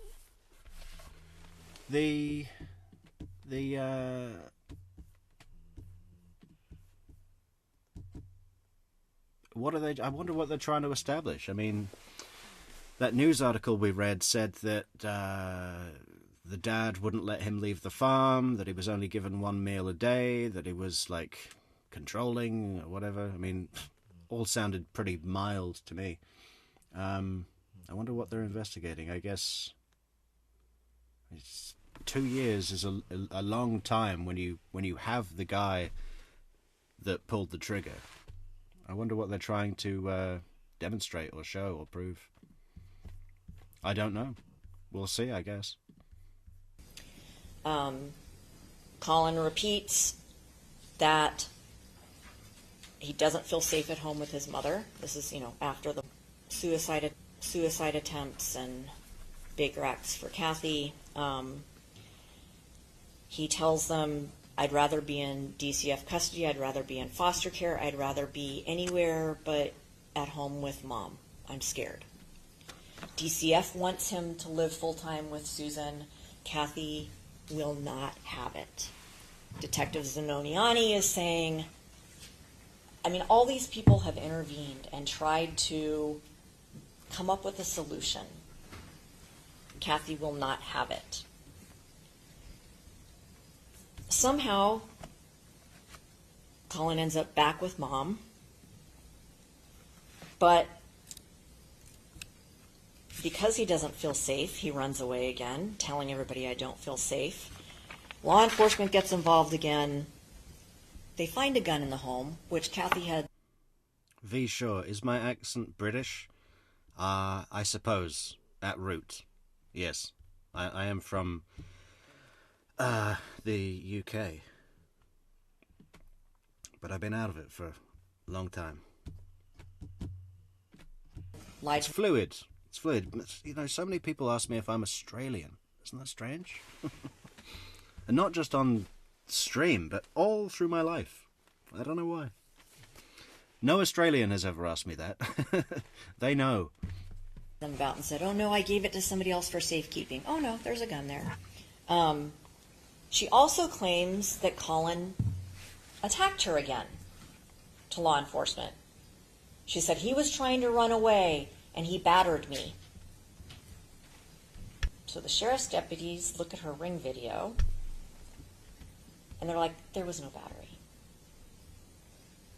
She tried to step in front of him and block him from leaving, escaping the situation, and may have brushed by her. That's what she was calling a battery and trying to get him arrested. But then she would have probably demanded that he come back home with her. Needless to say... Absolutely, Michelle. If it had have gone to trial, you know, it's double indemnity. You can't be tried for the same crime twice. If you get found not guilty, you know, with the Casey Anthony, she got off scot-free. I mean, even if they found, like, I don't know, a video of her taking a brick and smashing in her daughter's head now, even if they found a video, something like that, that showed a murder, they could not charge Casey Anthony again because she's already been through trial. It's pretty nuts, isn't it? Say, much chaos. In March, in what I hope is a little bit of positive news in all of this, Colin gets his driver's license and he gets a job at Domino's. And he did get a car. Kathy didn't buy him the car like she wants everybody to believe. It came from a trust that existed separate from Kathy. He's still going back and forth between Susan and Kathy, managing to... Well, it's 11 years, Carrie, for Wendy Adelson. 2014 was the murder. And she should not have walked out of that fucking interrogation room without cuffs. I'd have arrested her. Accomplish things as a 17-year-old, 16 and 17-year-old. And then we get to the end of August, beginning of September of 2024. And you'll see a text from Kathy in the end of August saying to her mom and to other people, I'm going into that dark place again. My therapist thinks I should go to a facility for at least a few days, but she doesn't. September 7th, you heard about the whole bookshelf thing. There was, in fact, an argument over whether Colin would help her put up a bookshelf. And he is not being entirely respectful to her when he says, it'll take too long, I have to go to work. Also, there aren't studs on that wall. If we put it up... Yeah. Put the bookshelf up. It'll take too long, I have to go to work. Clean the candy wrappers out of your room. It'll take too long, I have to go to work. Weed whack the backyard. It'll take too long, I have to go to work. Patterns. There, it's going to fall and it's probably going to hurt someone. So did he help her put up the bookshelf? Absolutely not. Should he have? Maybe. But he didn't. And this is Kathy's reaction, and you will hear her words and see her. Get out. What are you coding, Carrie? I thought you were a nurse or something. Are you a coder? And don't come back. Even if you're bawling your eyes out. And give me the keys to the house.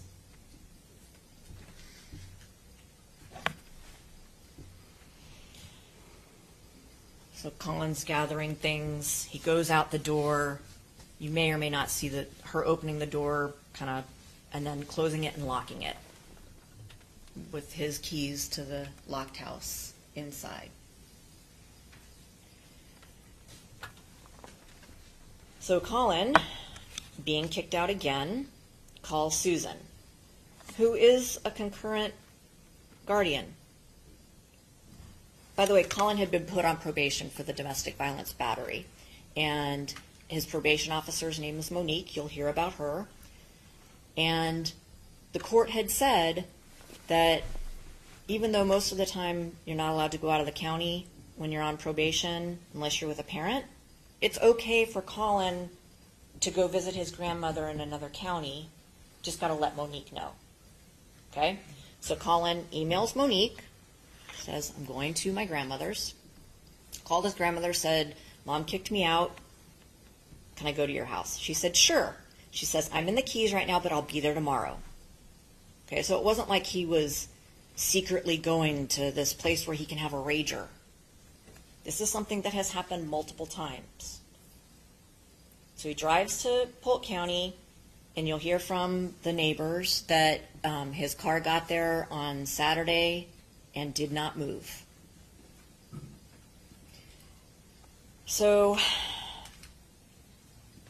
meanwhile, Kathy is getting worked up, to say the least, angry.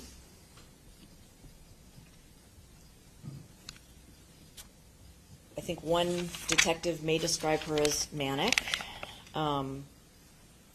She starts in the early morning hours of Sunday the 8th making repeated calls to Susan and to Colin, and will beg, plead, yell, cuss, call people names. She calls her mom a fucking moron.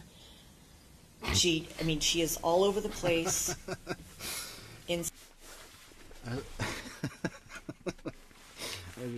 I still always love it when we get some cursing in court. She calls her mom a fucking moron. Yeah, well, it happens. Repeated calls to Susan and to Colin, and will beg, plead, yell, cuss, call people names. She calls her mom a fucking moron. She is all over the place, insisting that Colin come back home. But at the same time, she'd say, I reported the car stolen because the car is not in your name, it's in both our names, and you're not allowed to drive that car. But you better get in that car and come right back home. But wait, I took money out of your bank account so you can't even afford to put gas in it, but you better come back home. Get in that car and come back home. I'm going to sell the car. I sold the car. I'm already up in Auburndale. I found a buyer whose aunt lives in that community and who gave me the gate code so I could come into the neighborhood in Auburndale, and I couldn't see the car at Susan's house. You're in big trouble because I already sold that car. She was nowhere near Auburndale. You'll see the Ring video. She was at her home. But she made up this elaborate story about having gone to Auburndale, gotten the gate code from the buyer's aunt, and going in and not seeing the car when the neighbors were like, the car never left.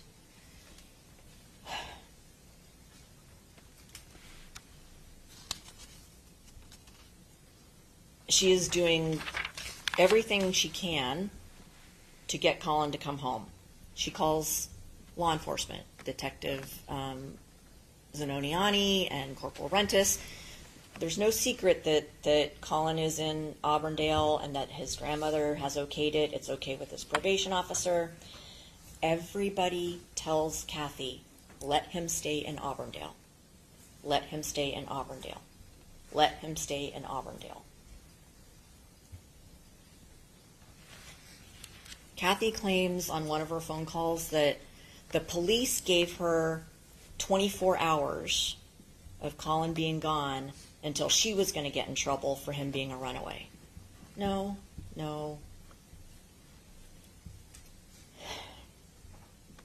You'll read her texts, you'll listen to her messages.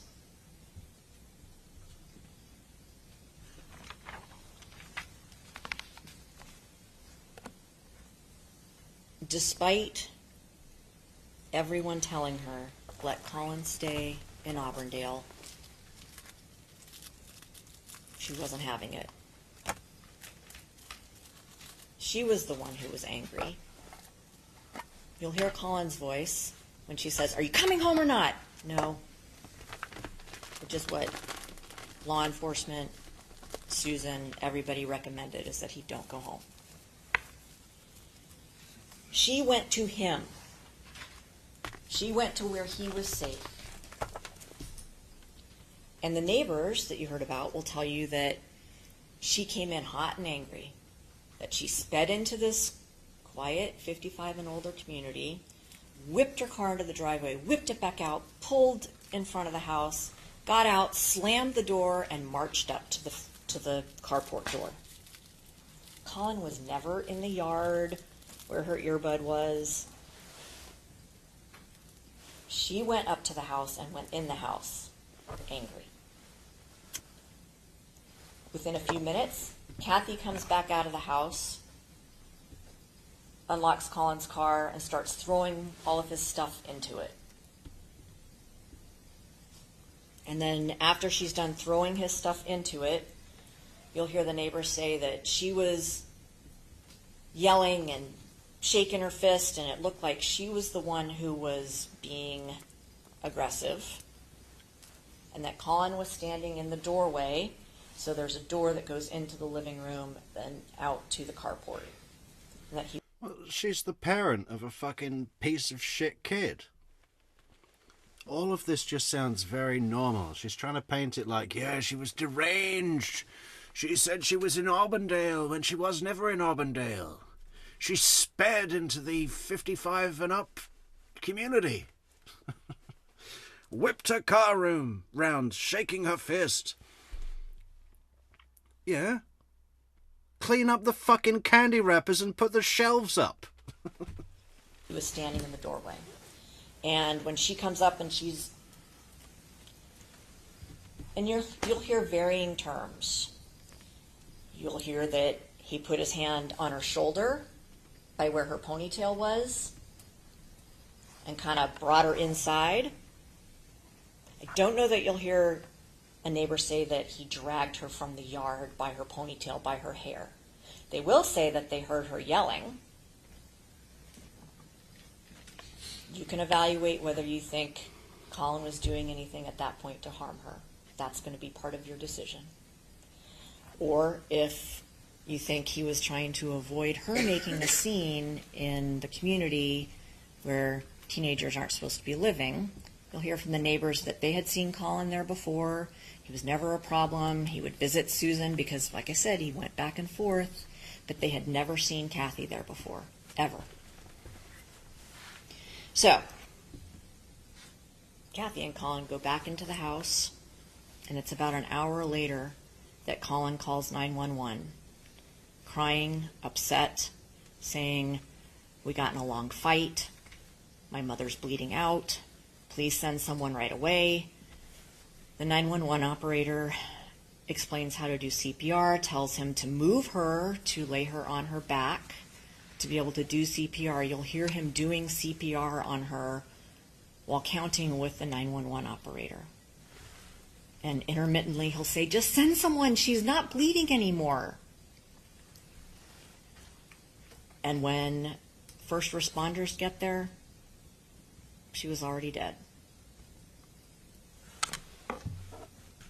What you're going to have to decide at the end of all this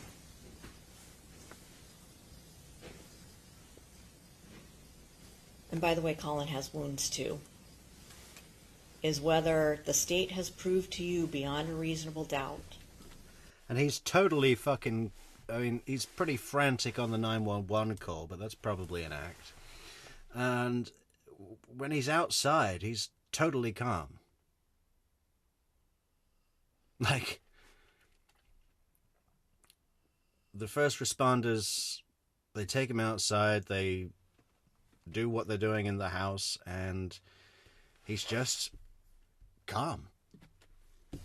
That what they claim happened, that Colin somehow planned this, he's been plotting it for months, that he murdered and dragged his mom into the house that she went to, where he was safe, to kill her, or whether what Colin had been saying he was afraid would happen, and that had happened in the past,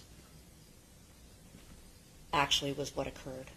That his mom came to him, went into the house where he was safe, and attacked him, and he had to defend himself.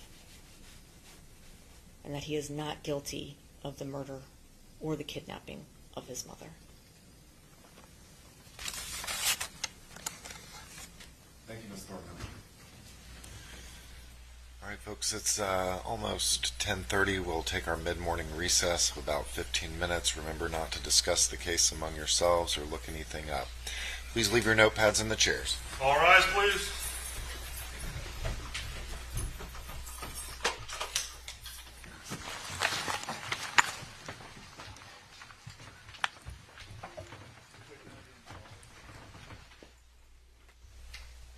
Well, I guess that's a good place to leave it, right? Is there the 911 call?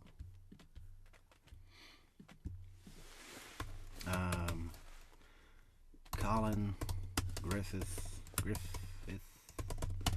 911 call.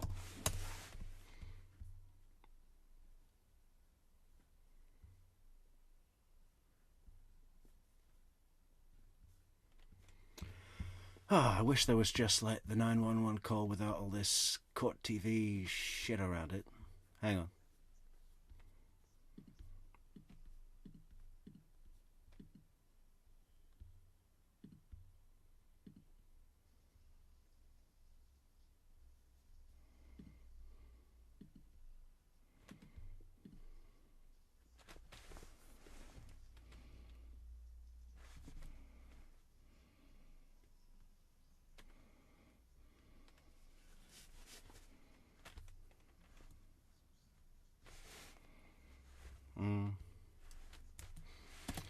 So he waives his right to be present in the courtroom when the 911 call is played, which is interesting. Audio is pretty rough on here, but let's have a look anyway. Florida teen Collin Griffith is standing trial on charges that he murdered his mother. Just 18. For the record, what is it? 165 is the 911 call. Is there any objection? No objection, but... It is received. Ladies and gentlemen, Mr. Griffith has elected to waive his presence in the courtroom during the publication of States 165. Mr. Griffith.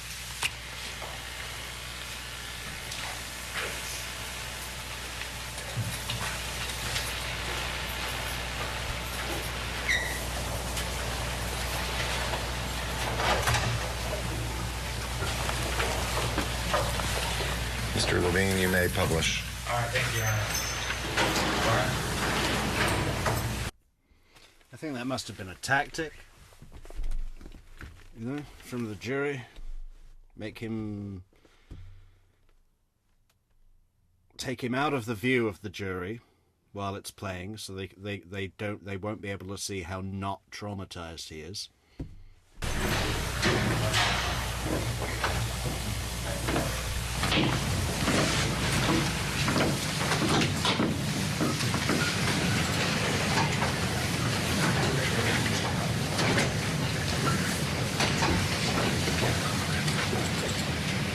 18, 14, 11, 2nd, September 8, 2024. 911, what's the address of the emergency? Hampton in Florida. I don't know the fucking, I don't know the city address. My mom is talking to EMS now. She's bleeding out. Please help. Your mom is doing what? My mom's bleeding out. She's bleeding out. Okay, what's the address? Or where do you think you are? What road are you at? What road crosses that road? They have been in Florida. You go through the gate and you take the first right, and it's the house with the black dead out front. I'm trying to get the Hampton Inn. The Hampton Inn, yes, ma'am. What city is it in? Well, it's Auburndale. I can get a community. I can't get her up. Okay, how do I lift someone? I need to get her to the hospital. How do I lift someone? Okay, he's called 911, and we're going to send an ambulance. He doesn't have time. I'm using the address. Yes, ma'am. Okay. What can I do? I have your price after you something about us. What the fuck do I do? Help is being sent. Stay on the line so I can get more information for the responders. I am. I don't know. Okay, help is being sent. Okay, medical help is being sent. She's bleeding out. Where is she bleeding from, sir? Put pressure on the wounds. Both sides of her neck. From the neck, man. See, this is my mother. Are you with the patient now? I'm with her. Yes, I'm with her now. How old is the patient? She's 39 years old. She has a heart condition. She has a. Is she awake? No, she's unconscious. She's not okay. Is she breathing? No, she's not. I don't think she's alive.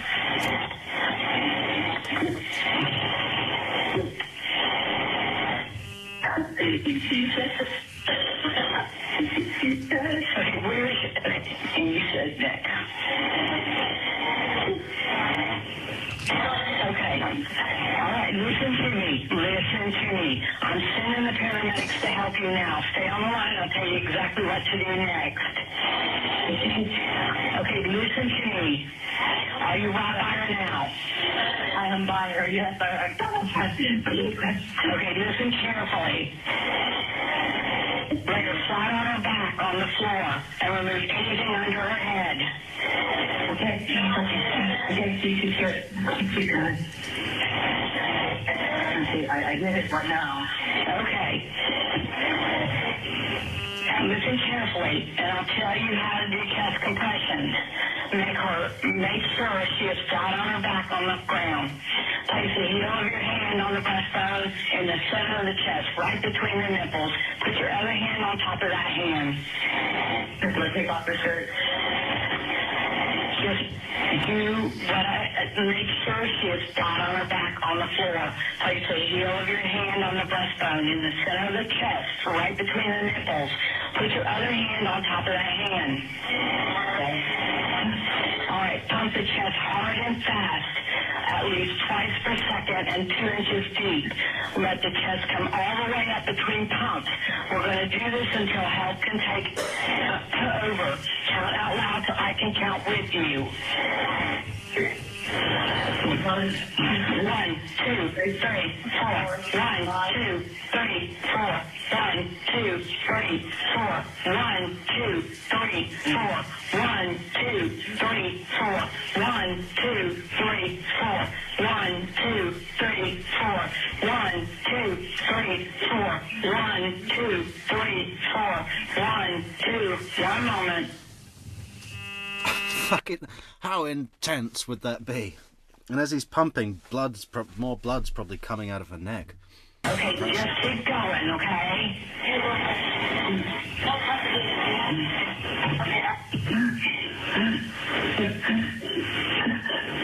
Okay, I think that's about enough of that. I don't think we need to just keep hearing that.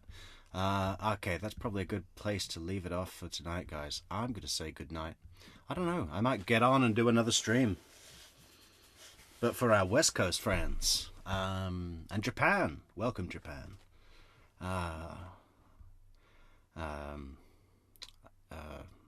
Dosaimasu. Arigato.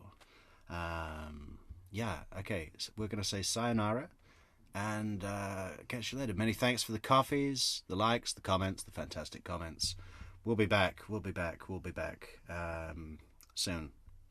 Right now, or some other time. But, yeah, catch you later, guys. Good night. Thank you so much. Thank you so much to the moderators, the members, and everything. See you later, guys.